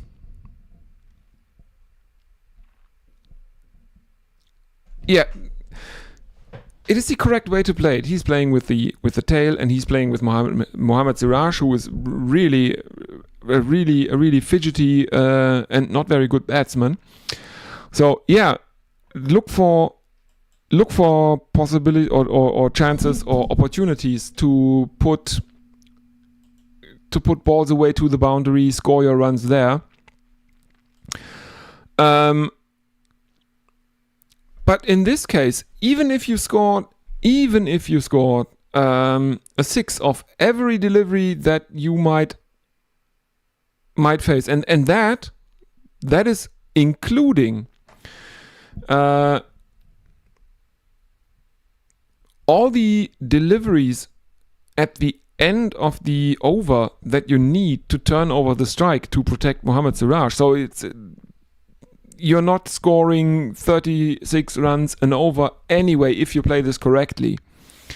You are scoring 31 runs an over if you play this correctly. If you hit 5 sixes, then hit a single, like like you do on, I don't know, some cricket computer game on the easiest difficulty, or if you are really good at cricket computer games, you can do it on higher difficulties as well. But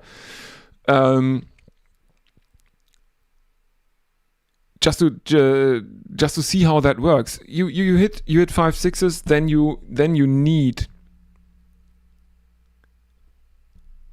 at least the final delivery. You will not hit a 6 on that one. And you're not going to turn over the strike with an all-run 7 or something like that. Not in Dharamshala. I'm sorry. A wide now from Rasik, and they need 100 of 13. Gujarat Titans are 155 for 8. Jacob Duffy is sitting in the dugout. He looks really, really relaxed. And a trotted single of the final delivery of the 18th over, and that again rotates the strike, and Rahul Tewatia will face the presumably majority of the 19th over again, regardless of how much sense that makes. Because looking at the required run rate now,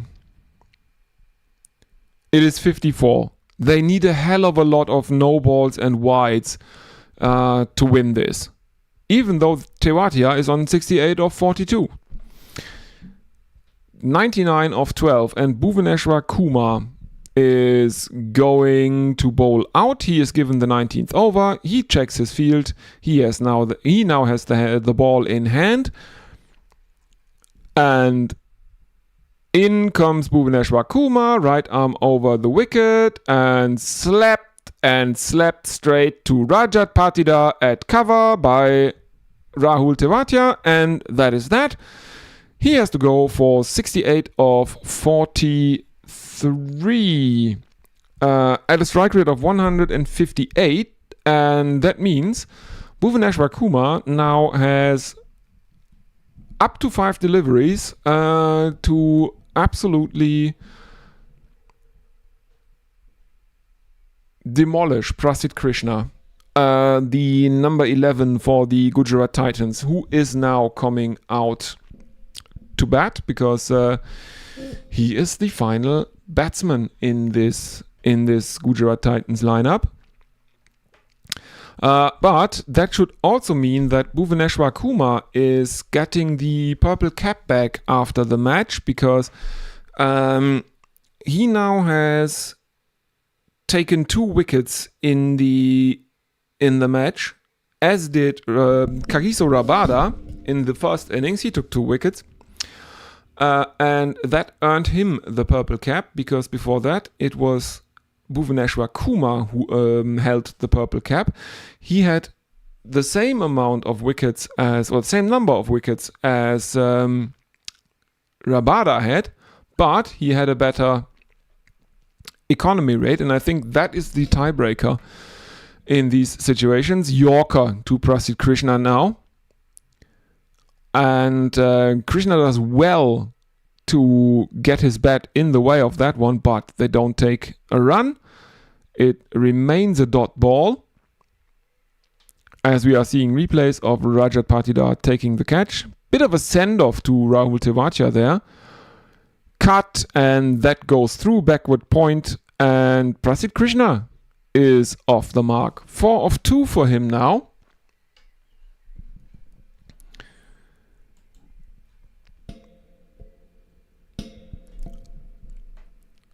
And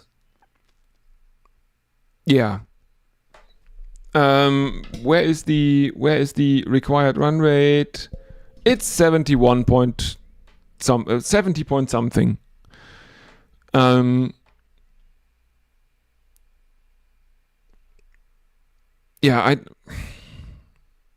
God, Bhuvaneshwar Kumar and Prasidh Krishna pulls back and Bhuvaneshwar Kumar aborts his run-up. Smiles all around, while Krunal Pandya is pacing about in front of the RCB dugout, and he doesn't look happy. I don't know what is going on with Krunal Pandya. Is there something? There has to be something. Has to have happened. I mean, there were a few words exchanged between Krunal Pandya and Mohammad Siraj earlier in the innings, where Mohammad Siraj's expression was more like, "You what, mate?" A confused what's going on? Why are you so angry with me? While Krunal Pandya looked a bit more. I think he was.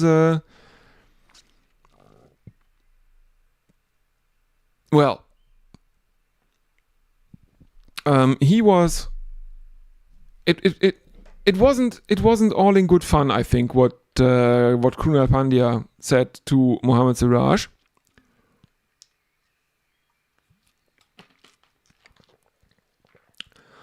Who at this rate will be on strike to start the 20th, because Prasid... Oh no! Prasid Krishna has played one out into the deep. The fielders were not really interested in stopping that, and it looked like they were not going to take the run, but I think the disinterest from the fielders prompted them to do it regardless. And interestingly enough, it will be Krunal Pandya to bowl the 20th over. He has figures of 1 for 15 from his first 3. Prasid Krishna will be on strike. He's on 5 of 5. Mohammad Siraj has 5 from 12. 161 for 9. The Gujarat Titans. In comes Krunal Pandya, and this one is played out straight to cover by Prasid Krishna, and there is no run. In he comes again. Left arm around the wicket, and under edge from Prasid Krishna. That is stopped by backward square leg, but they run the single, as there are very, very wayward throws now from the fielders for the Royal Challengers Bangalore, and Krunal Pandya comes in, left arm around the wicket, and this one is high and very, very high into the air, and it is taken basically behind the non-striker by a diving Tim David. This must have been a pretty hard catch, because it was so high into the air. I guess it was above the oh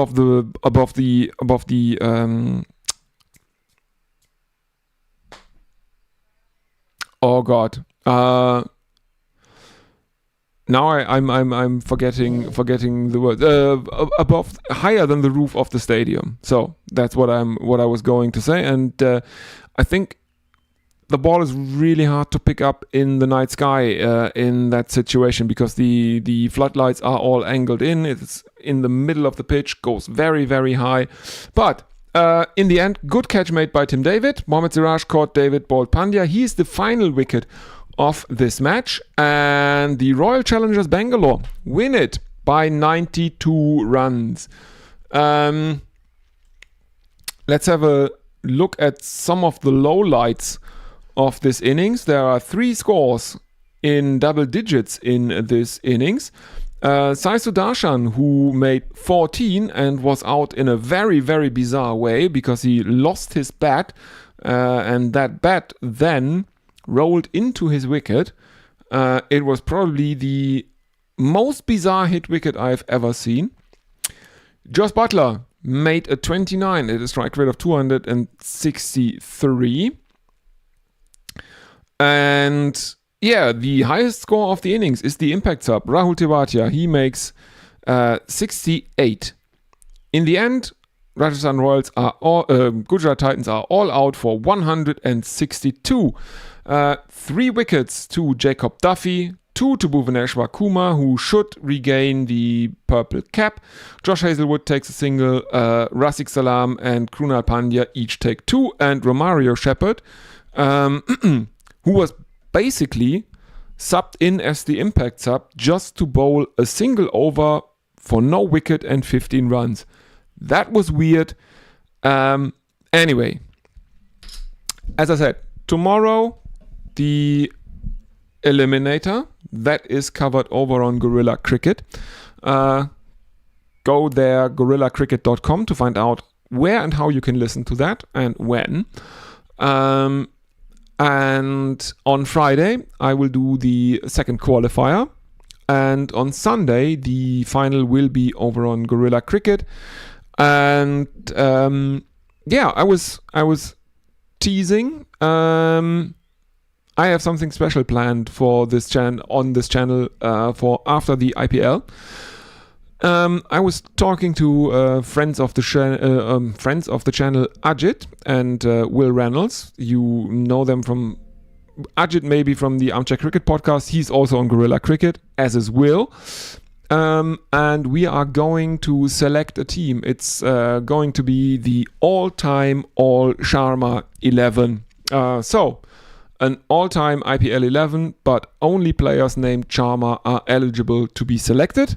And if you don't want to miss that, then you need to subscribe to this channel, activate the notifications, and I guess I will see you, well, probably tomorrow, because I will be probably hanging out in the chat for Gorilla Cricket. But on this channel, I will see you on Friday if you want. And then I say thank you very, very much for listening today. I will go over to the YouTube chat and have a look at the final messages, and I think I'm up to date. So again, thank you, and if you want, we'll see each other again on Friday. Bye bye.